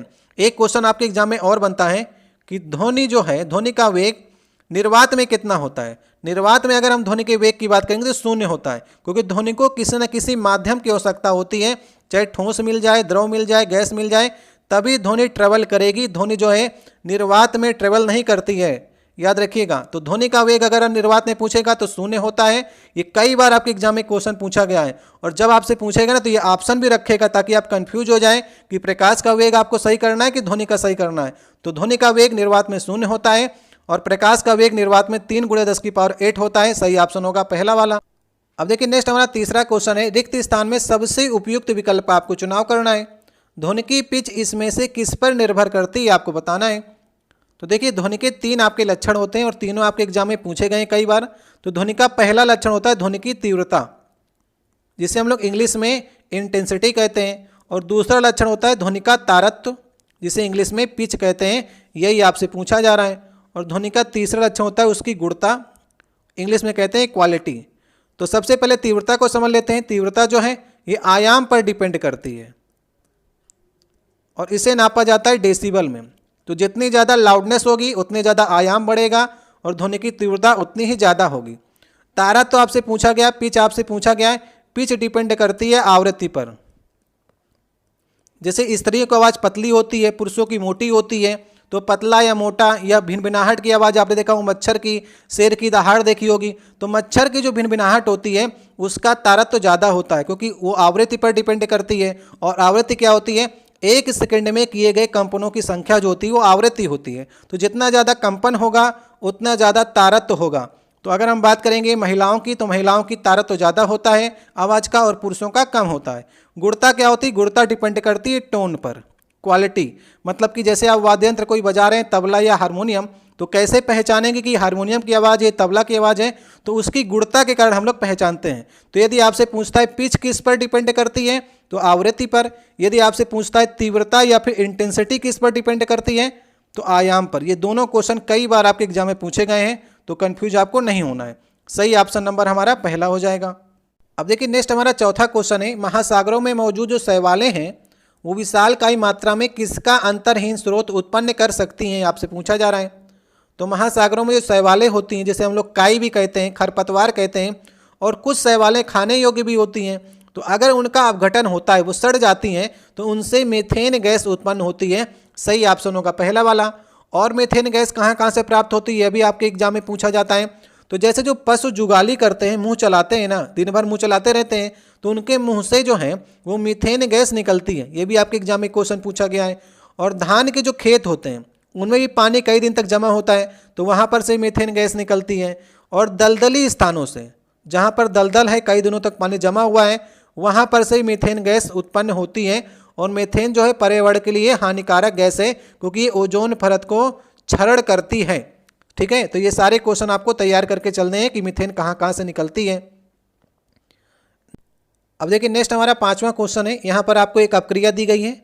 इसमें लिखा गया कि H2O2 क्रिया कराई जा रही Cl2 के साथ में, तो HCl और O2 बन रहा है। तो H2O2 किस रूप में कार्य करता है, ये आपको बताना है। तो H2O2 का नाम आपको मालूम है, हाइड्रोजन परऑक्साइड होता है। और किस रूप में कार्य करता है इसके जानने के लिए आपको इसके ऑक्सीडेशन नंबर को निकालना होगा। तो यहाँ पर हाइड्रोजन का +1 होता है, और हाइड्रोजन परऑक्साइड में O की जो अगर ऑक्सीडेशन नंबर की बात करेंगे तो -1 होती है। Cl2 यहाँ पर अकेला है तो 0 हो जाएगी, H की +1 होगी, Cl की -1 होगी, और ऑक्सीजन यहाँ पर अकेला है तो 0 हो जाएगी। तो अभी चेक कर लेते हैं क्या बढ़ रहा है क्या घट रहा है। तो ऑक्सीजन को देखिए, ऑक्सीजन माइनस से प्लस की ओर जा रहा है, मतलब कि बढ़ोतरी हो रही है, इंक्रीज हो रहा है। तो मतलब कि जब इंक्रीज होगा तो ऑक्सीजन का ऑक्सीडेशन हो रहा है। यदि ऑक्सीडेशन होगा तो H2O2 जो होगा एक रिड्यूसिंग एजेंट की भांति काम करेगा। सही ऑप्शन होगा तीसरा वाला। उल्टा होता है हमेशा, अगर ऑक्सीडाइज होगी कोई चीज़ तो वो जो होगा वो रिड्यूसिंग एजेंट का काम करेगा। वहीं पर अगर Cl2 को देखिए, Cl2 पहले 0 था और अब देखिए -1 हो गया। 0 से -1 हुआ मतलब कि घट गया है, घट गया मतलब कि रिड्यूज हो रहा है। अगर रिड्यूज होगा तो Cl2 जो है वो ऑक्सीडाइजिंग एजेंट का काम करेगा। अगर Cl2 पूछे था आपसे तो सही ऑप्शन होता दूसरा, यदि आपसे H2O2 पूछा है तो सही ऑप्शन होगा तीसरा। तो इस प्रकार से उल्टा हमेशा एजेंट वाले होते हैं। सही ऑप्शन नंबर हमारा तीसरा हो जाएगा। तो ये एक प्रकार की कैसी रिएक्शन आपकी हो गई, ये रिडॉक्स अपक्रिया हो गई, क्योंकि इसमें आपका ऑक्सीडेशन भी हो रहा है, इसमें आपका रिडक्शन भी हो रहा है। तो ये रिएक्शन आपकी रिडॉक्स अपक्रिया के अंतर्गत आएगी। समझ गए आप लोग। नेक्स्ट क्वेश्चन मिलेगा तो और अच्छे से आपको समझाएंगे। नेक्स्ट देखिए छठवां क्वेश्चन है। यहाँ पर पूछा जा रहा है किस खिलाड़ी ने हाल ही में अपनी आत्मकथा पुस्तक जो है एस अग्नेस आर्ट्स लिखी है, ये आपसे पूछा गया है। तो इसका सही ऑप्शन होगी सानिया मिर्जा की पुस्तक है। ये क्वेश्चन हम आपको इसलिए करा रहे हैं ताकि आप साइना नेहवाल की, अनिल कुंबले की, युवराज सिंह की पुस्तकों को याद कर सकें, क्योंकि ये भी पुस्तक आपके एग्जाम में पूछी गई। तो साइना नेहवाल की पुस्तक का नाम है प्लेइंग टू विन। कहीं पर आप लोग नोट डाउन कर लीजिएगा।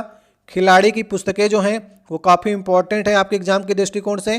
प्लेइंग टू विन है साइना नेहवाल की। अनिल कुंबले की है वाइड एंगल। ठीक है। और युवराज सिंह की तो बहुत बार आपके एग्जाम में पूछी गई थी, टेस्ट ऑफ माई लाइफ, ये पुस्तक आपके एग्जाम में बहुत बार पूछी गई है।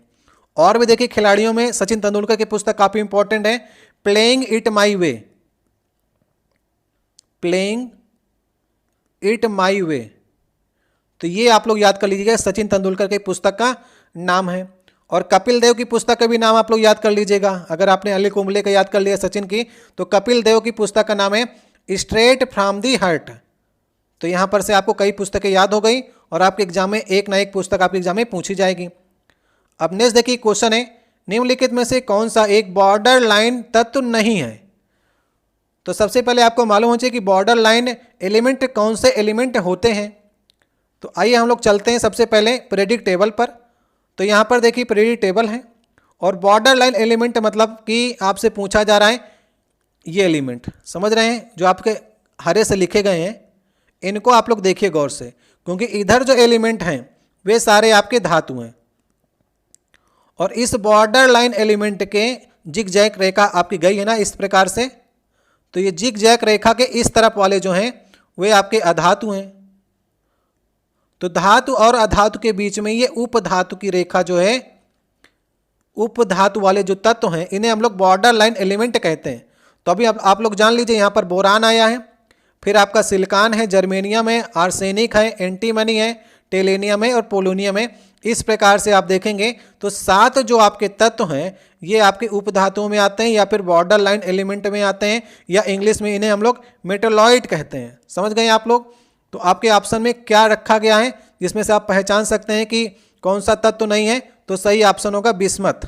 देख लीजिए, बोरान दिया है, सिलिकॉन दिया है, पोलोनियम, बिस्मथ को देख लेते हैं बिस्मथ कहाँ पर है, तो बिस्मथ आपका यहाँ पर पड़ता है, तो ये आपका बॉर्डर लाइन एलिमेंट में नहीं आता। इनके याद करने की ट्रिक है, याद अगर आपको नहीं होता है तो ट्रिक से याद कर लेंगे तो आपको उपधातुओं के नाम मालूम चल जाएंगे।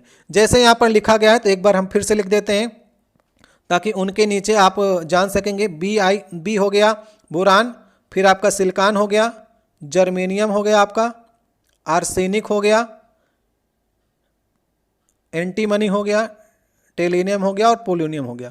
तो इनकी ट्रिक है, एक सिंपल सी ट्रिक है, अगर आपको याद हो जाए तो इन सभी तत्वों को याद कर लीजिएगा। जैसे यहाँ पर बी लिखा गया, एस लिखा गया, तो ये आपका बॉस हो जाएगा। ठीक है, बॉस गए अब सब टीपो, एक सिंपल सी ट्रिक है, बॉस गए अब सब टीपो। इस प्रकार से जो ये एलिमेंट है आपको हल्के से आपको याद हो जाएंगे और ये ट्रिक काफ़ी इंपॉर्टेंट है। तो समझ गए, तो आपको ये तत्वों के नाम इस प्रकार से याद करके चलने हैं। अब आपसे क्वेश्चन पूछा जा रहा है, एक मिश्र धातु किसका उदाहरण है। तो मिश्र धातु आप जानते हैं, जैसे आपका पीतल हो गया, तो ये भी आपका एक प्रकार की मिश्र धातु है। तो पीतल किससे बनता है, तांबा और जिंक से मिलकर के बनता है। तो मिश्र धातु किसका उदाहरण है, एक ठोस विलयन का उदाहरण है। सही ऑप्शन नंबर तीसरा हो जाएगा, क्योंकि ठोस ठोस है ना, कापर भी ठोस है, जिंक भी ठोस है। उसी प्रकार से कांसा आपका हो गया, कांसा किसकी किसकी मिलकर के बना है, कापर और टिन से मिलकर के कांसा बनता है। तो ये भी आपका एक ठोस विलयन है दोनों। सही ऑप्शन होगा ऑप्शन नंबर हमारा तीसरा वाला। देखिए नेक्स्ट हमारा 9वां क्वेश्चन है, यदि घोल से धातु ए धातु बी को प्रतिस्थापित करती है तो धातु ए कैसी होगी, आपको बताना है। तो देखिए आपको धातुओं की सक्रियता श्रेणी अगर याद होगी तो आपको हमने बताया था कि जो ऊपर की धातुएं होती हैं, जैसे आपका potassium, sodium, calcium, magnesium, aluminium हो गई, ये सभी सबसे ज़्यादा अपक्रियाशील धातुएं आपकी होती हैं।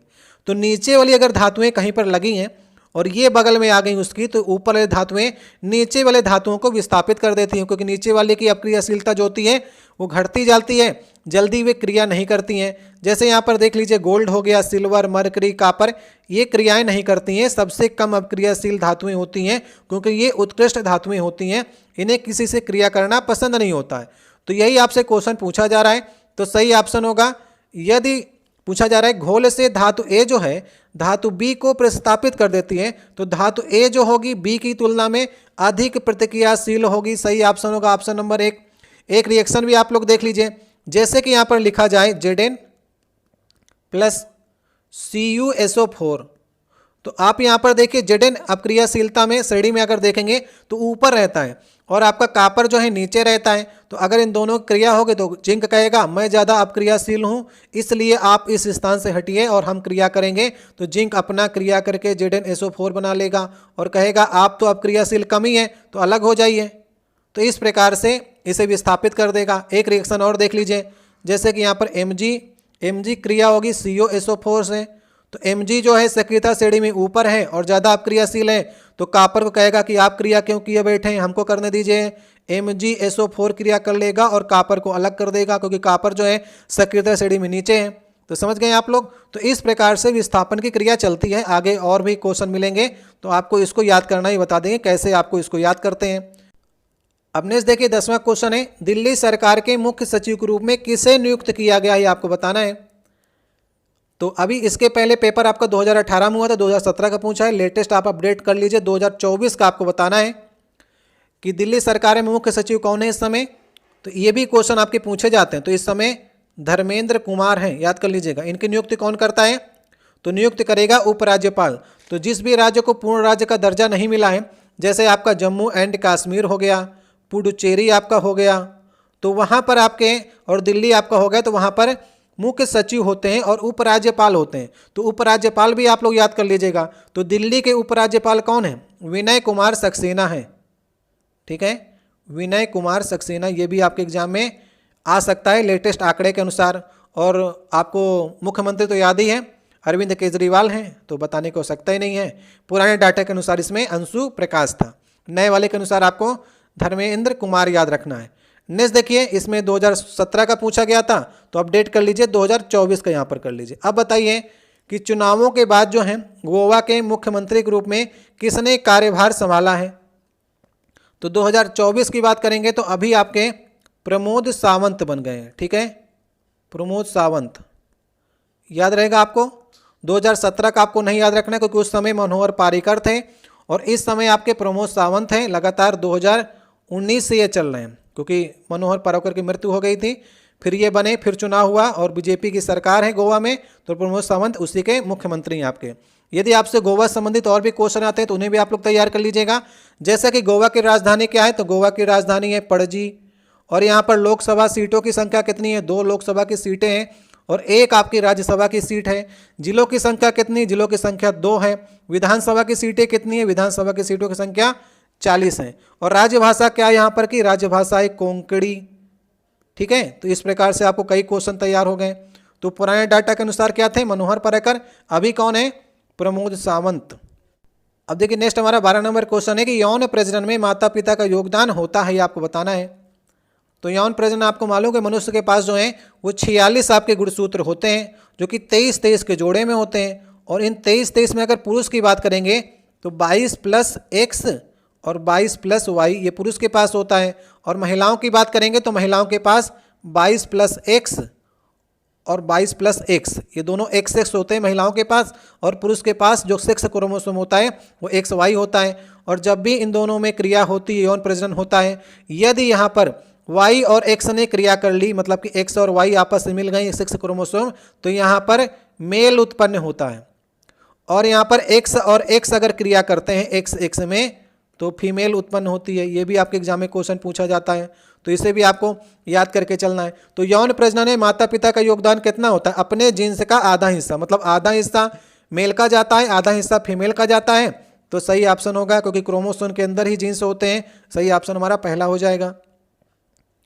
अब नेक्स्ट क्वेश्चन पूछा जा रहा है, कौन सा कथन जो है प्रयोग करने के लिए गलत होगा। तो एक यौगिक का एक परमाणु, एक तत्व का एक मोल, एक यौगिक का एक मोल और एक तत्व का एक परमाणु। तो जो प्रयोग हम लोग नहीं करते हैं वो प्रयोग नहीं करते हैं an atom of A compound, क्योंकि कंपाउंड का एक एटम नहीं होता है। और बाकी सभी का हम लोग इनको प्रयोग करते हैं। एक तत्व का एक मोल भी प्रयोग करते हैं, एक यौगिक का एक मोल प्रयोग करते हैं, एक तत्व का एक परमाणु, लेकिन ये शब्द का इस्तेमाल हम लोग कहीं पर नहीं करते हैं। सही ऑप्शन हमारा पहला वाला होगा। अब एक नेक्स्ट क्वेश्चन देखिए और आया है, इसमें पूछा जा रहा है कौन सा जीव जो है वो पुनर्जनन और मुकुलन दोनों के द्वारा प्रजनन करता है। तो दोनों के द्वारा अगर कोई करेगा तो वही आपको सही करना है। और सही ऑप्शन हो गया हाइड्रा। हाइड्रा जो है वो मुकुलन के द्वारा भी करता है और आपका पुनर्जनन के द्वारा भी करता है। ये सभी क्रियाएं आपकी कैसी होती हैं, अलैंगिक जनन के अंतर्गत आती हैं। जब भी आपसे खमीर का पूछेगा तो ईस्ट मतलब कि खमीर जो है ये मुकुलन के द्वारा करता है, तो मुकुलन के द्वारा और पुनर्जनन जब पूछेगा तो हाइड्रा भी सही करना है। यदि सिर्फ मुकुलन आएगा तो आपको खमीर सही करना है। प्लाज्मोडियम जो है ये बहुखंडन करता है, बहुखंडन के द्वारा जो है अलैंगिक जनन करता है। और प्लेनेरिया जो है, प्लेनेरिया आपका विखंडन के द्वारा करता है, ठीक है। और यदि आपसे पूछता है कि अमीबा कैसे करता है, तो अमीबा आपका द्विखंडन अपक्रिया करता है, उससे जनन होता है। ये सभी आपके एग्जाम में पूछे गए क्वेश्चन है।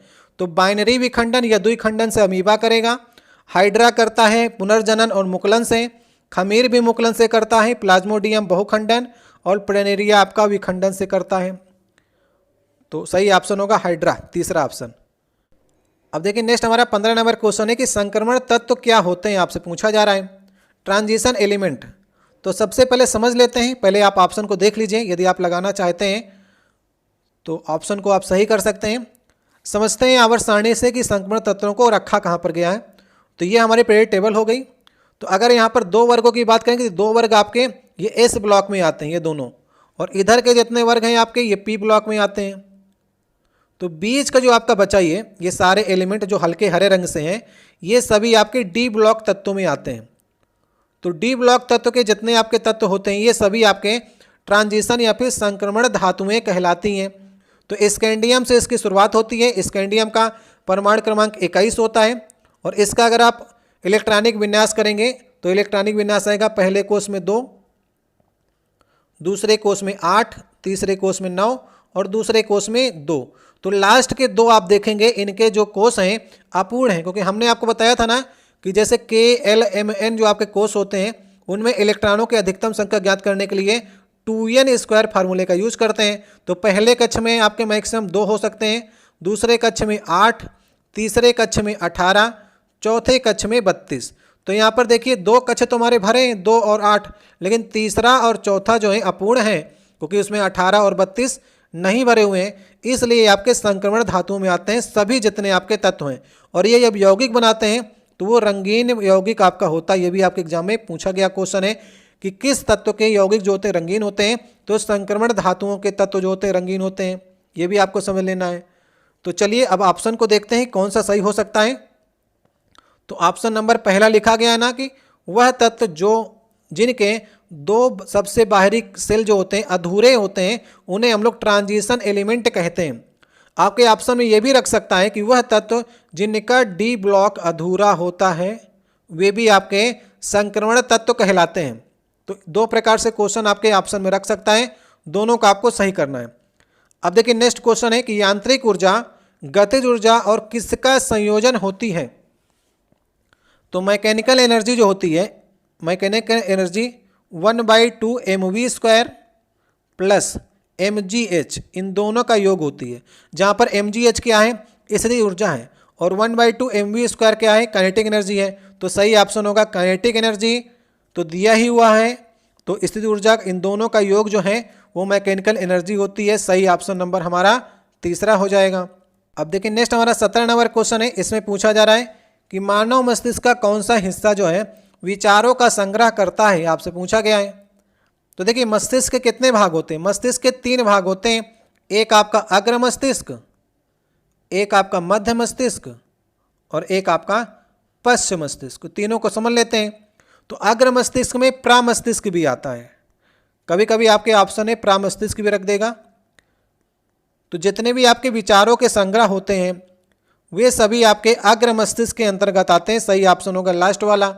सोचने समझने की शक्ति जो है ये प्रामस्तिष्क में होती है, अग्र मस्तिष्क में होती है। प्रेम, घृणा, भय, कष्ट, इन सब का अनुभव जो है हमारा ये प्रामस्तिष्क या फिर अग्र मस्तिष्क ही करता है। और सबसे बड़ा हिस्सा मस्तिष्क का अग्र मस्तिष्क ही होता है। मस्तिष्क का 2/3 हिस्सा अग्र मस्तिष्क का होता है, याद रखिएगा। बुद्धि और चतुराई का केंद्र भी अग्र मस्तिष्क ही है। और मध्य मस्तिष्क में होता है सेरिबेलम, ये अग्र मस्तिष्क और पश्च मस्तिष्क को जोड़ने का काम करता है। और पश्च मस्तिष्क में होता है मेडुला। मेडुला क्या करता है, जो हमारी तंत्रिका तंत्र होती है उसको रीढ़ की हड्डी से जोड़ने का काम करता है। तो ये भी आपके एग्जाम में क्वेश्चन पूछा जाता है। तो अभी आपको क्या सही करना है, मानव शरीर का वह हिस्सा जो विचारों का संग्रह करे, जो सोचने समझने की शक्ति जिसके पास हो, प्रेम घृणा कष्ट का अनुभव करे, वही आपका अग्र मस्तिष्क होता है। अब नेक्स्ट क्वेश्चन है कि पुरुषों में प्राथमिक यौन अंग कौन सा होता है। पुरुषों में प्राथमिक जो यौन अंग है वो उसका टेस्टिस या फिर वृषण होता है। याद रखिएगा, इसी में स्पर्म का निर्माण होता है और ये शरीर के बाहर होता है। तो शरीर के बाहर इसलिए होता है कि जो स्पर्म उत्पादन के लिए जो है इसका टेम्परेचर इसको कम चाहिए होता है। टेम्परेचर क्योंकि शरीर का 37 डिग्री सेंटीग्रेड होता है और शुक्राणु उत्पादन के लिए टेम्परेचर और कम चाहिए होता है, इसलिए वृषण या फिर टेस्टेट हमारे शरीर के बाहर होते हैं। और इनमें एक हार्मोन होता है टेस्टोस्टेरोन। तो टेस्टोस्टेरोन आप लोग याद रखिएगा, ये मनुष्यों में पाया जाने वाला एक प्रकार का हार्मोन है। एग्जाम में आपके क्वेश्चन पूछा गया है, तो सही ऑप्शन नंबर हमारा दूसरा हो जाएगा। नेक्स्ट देखिए क्वेश्चन है कि एक अंग्रेजी उपन्यास है व्हेन डिम्पल मेट ऋषि के लेखक आपसे पूछे गए। ये 2017 में आया था, लेकिन अभी पूछा जा सकता है क्योंकि ये एक प्रकार का एक रोमांस उपन्यास था और सबसे ज़्यादा बिकने वाला उपन्यास था। ये बेस्ट सेलर की सूची में गया था, बेस्ट सेलर की सूची में, इसलिए पूछा जा रहा है कि इनके लेखक कौन है। तो सही ऑप्शन कौन सा हो जाएगा, व्हेन डिम्पल मेट ऋषि, इनके लेखक हैं संध्या मेनन। तो नेटफ्लिक्स में एक आपकी वेब सीरीज भी आई थी मिस मैच। मिस मैच आपने देखी होगी ना, यदि नहीं देखी तो देख लीजिएगा। मिस मैच में इसी कहानी का वर्णन किया गया है। व्हेन डिम्पल मेट ऋषि, संध्या मेनन की आपकी लेखक है इनकी। तो चेतन भगत की कई पुस्तकें आपके एग्जाम में पूछी जाती हैं, जैसे आपका 3 मिस्टेक हो गया, हाफ गर्लफ्रेंड हो गया, तो इस प्रकार की पुस्तकें हो गई। राहुल मेहता ने पुस्तक लिखी है नो अदर वर्ल्ड, याद हो जाए तो याद कर लीजिएगा। नो अदर वर्ल्ड जो है ये राहुल मेहता की पुस्तक है। और निधि चनानी की पुस्तक काफ़ी फेमस है, पसमाइना पुस्तक जो है ये निधि चनानी की है। नहीं याद होता है तो यही वाली पुस्तक आप लोग याद कर लीजिएगा, व्हेन डिम्पल मेट ऋषि की संध्या मेनन, बेस्ट सेलर की सूची में गई थी ये। नेक्स्ट देखिए क्वेश्चन है कि विश्व के सबसे बड़े खारे रेगिस्तानों में से एक कच्छ का रण भारत के किस राज्य में स्थित है। तो कच्छ का रण मतलब होता है रेगिस्तान, तो यह है आपका गुजरात में। याद रखिएगा, यहाँ पर एक नदी भी जाकर के विलुप्त हो जाती है, जिस नदी का नाम है लूनी नदी। ये आपकी निकलती है राजस्थान से। और कच्छ के रण मतलब कि कच्छ का जो रेगिस्तान है एक प्रकार का दलदल है, नमक का दलदल है, तो वहाँ पर लूनी नदी जो है वो गायब हो जाती है जाकर के। और दुनिया का सबसे बड़ा ये नमक का रेगिस्तान है कच्छ का रण। ठीक है, तो सही ऑप्शन होगा गुजरात में आपका ये पड़ता है। नेक्स्ट देखिए क्वेश्चन है कि मैग्नीशियम रिबन को जब हवा में जलाया जाता है तो कौन सा यौगिक उत्पन्न होता है। तो यदि मैग्नीशियम को आप जलाएंगे हवा में, मतलब कि वहाँ पर उसे O2 मिलेगी, तो बन जाता है MgO। तो क्या बनेगा, मैग्नीशियम ऑक्साइड उत्पन्न हो जाता है। और ये एक प्रकार का क्या होता है, एक प्रकार का सफ़ेद पाउडर बनाता है, सफ़ेद पाउडर होता है। तो मैग्नीशियम रिबन आप जानते हैं ना, तो उसको जलाएंगे तो मैग्नीशियम ऑक्साइड सफ़ेद प्रकार का एक पाउडर बन जाएगा। अब देखिए नेक्स्ट क्वेश्चन है कि गोलाकार दर्पण की प्रतिबिंब सतह के केंद्र को क्या कहा जाता है। जैसे ही हमारा गोलाकार दर्पण हो गया, कोई भी दर्पण मान लीजिए, तो ये कह रहा है कि प्रतिबिंब की सतह, यही तो हमारी प्रतिबिंब की सतह है, तो इसके केंद्र में, ये केंद्र हो गया, इसको क्या कहते हैं, इसको पोल कहते हैं, P से डिनोट करते हैं ना, तो यही पूछा गया है। सही ऑप्शन हो जाएगा तीसरा वाला। यदि आपसे फोकस कहता है तो फोकस यहाँ पर होता है, फोकस का डबल होता है वक्रता केंद्र या वक्रता त्रिज्या 2f की दूरी पर होता है। तो इस प्रकार से क्वेश्चन आ सकता है आपके एग्जाम में, सही ऑप्शन होगा पोल। नेक्स्ट देखिए क्वेश्चन है कि न्यूटन द्वारा गणित की निम्नलिखित में से शाखाओं में से किसका आविष्कार किया गया था। तो न्यूटन ने 1680 में कैलकुलस का आविष्कार किया था। कैलकुलस आप लोग पढ़ते रहे होंगे ना, जिसमें आपका अवकलन और समाकलन होता है। तो कैलकुलस नामक पुस्तक या फिर शाखा का आविष्कार न्यूटन ने किया था 1680 में। ठीक है, याद रहेगा, सही ऑप्शन ए वाला। अब देखिए नेक्स्ट क्वेश्चन है, इसमें पूछा जा रहा है कौन से वैज्ञानिक ने दो आवेशित कणों के बीच में आकर्षण और प्रतिकर्षण के बल को नियंत्रित करने वाला नियम दिया था। तो दो अगर आवेशित कण हैं और उनके बीच में अगर आकर्षण और प्रतिकर्षण का नियम दिया था चार्ल्स कूलाम ने। सही ऑप्शन होगा लास्ट वाला। और क्या कहता है, F बराबर K हो गया कांस्टेंट Q1 Q2 अपान R स्क्वायर। ये आवेशित कण हो गए दोनों, उनके बीच में दूरी जो हो गई R हो गई। तो इस समीकरण को दिया था कूलाम का नियम कहते हैं। तो K बराबर आपका होता है 1/4 एप्सिलॉन 0, जहाँ पर एप्सिलॉन 0 क्या होती है, विद्युतशीलता होती है। अगर 1/4 एप्सिलॉन 0 की वैल्यू की बात करेंगे तो इसकी वैल्यू होती है 9 × 10⁹ जब आप कैलकुलेशन में इसका ध्यान देंगे तो इसकी पूरी की वैल्यू होती है। और अगर आपसे विद्युतशीलता के अकेले पूछता है तो 8.85 × 10⁻⁻12 ये वैल्यू एप्सिलॉन 0 की होती है। जब क्वेश्चन कराएंगे तो वहाँ पर आपको बताएंगे। तो दो आवेशित कणों के बीच में चार्ल्स कूलाम ने इसका नियम दिया था। अब देखिए नेक्स्ट हमारा 25 नंबर क्वेश्चन है, कौन सा एक धनायन है आपको बताना है। तो देखिए आयन आपके दो प्रकार के होते हैं, एक धनायन एक ऋण आयन। तो चलिए पहचानते हैं। कार्बोनेट को कैसे लिखते हैं, CO3- ऊपर एक लगाते हैं, नाइट्रेट को NO3 ऊपर लगाते हैं, अमोनियम लेकिन इस प्रकार से लिखते हैं, आपने देखा होगा पॉजिटिव चार्ज लगाते हैं, और हाइड्रोक्साइड माइनस लगाते हैं। तो इसमें से धनायन कौन सा हो जाएगा, तीसरा वाला ऑप्शन। अब पॉजिटिव चार्ज क्यों होता है, क्योंकि इसमें इलेक्ट्रॉनों की तुलना में प्रोटॉनों की संख्या ज़्यादा है, इसलिए पॉजिटिव चार्ज लगाएंगे। इसमें माइनस क्यों लगाते हैं, क्योंकि प्रोटॉनों की तुलना में इलेक्ट्रॉन इसमें ज़्यादा हैं, क्योंकि इलेक्ट्रॉन में माइनस चार्ज होता है, इसलिए उसके ऊपर माइनस चार्ज लगाते हैं। तो सही ऑप्शन तीसरा हो जाएगा। और भी आपको याद रखना है कि धातुओं के जो आयन होते हैं वे ज़्यादातर आपके धनायन बनाते हैं, और आपके अधातुओं के जितने भी आयन होते हैं वे ज़्यादातर आपके ऋण आयन बनाते हैं। इसमें कुछ आपके अपवाद भी हैं, जैसे आपका हाइड्रोजन जो है वो भी पॉजिटिव बना लेता है, और नाइट्रोजन का जो आयन है अमोनियम वो भी पॉजिटिव बना लेता है। तो धातुएं नहीं भी होते हुए ये आपके धनायन बना लेते हैं। अधातुओं की बात करेंगे, जैसे आपका नाइट्रोजन हो गया, ऑक्सीजन हो गया, सल्फर हो गया, ये सभी आपके बना लेते हैं ऋण आयन।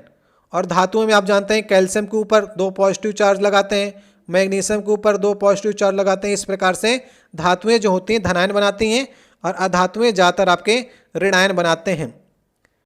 अब देखिए नेक्स्ट हमारा ये 26 नंबर क्वेश्चन होगा। इसमें पूछा जा रहा है कि वास्तुकला में मुख्य रूप से चैत्य विहार स्तूप और स्तंभ होते हैं, तो किस में होते हैं, मौर्य में, बौद्ध में, हिंदू में, मुगल में। तो ये क्वेश्चन मैं आपके लिए छोड़े जा रहा हूँ। इस सेट में 26 क्वेश्चन जो थे इस समय कराने योग्य थे। 3-4 करंट अफेयर के मैंने आपको छोड़ाए, क्योंकि इस समय पुरानी करंट अफेयर आपके मतलब की नहीं थी। तो इन 26 प्रश्नों में से आप क्या इस समय 20 क्वेश्चन तक सही कर पा रहे हैं, आप कमेंट बॉक्स में बताइएगा। सारे क्वेश्चन अच्छे थे। एलपीएन टेक्नीशियन में ढेर सारे आपके साइंस के क्वेश्चन ही पूछे जाएंगे, तो साइंस अगर आपकी बेहतर नहीं है तो आप इसमें स्कोर नहीं कर पाएंगे।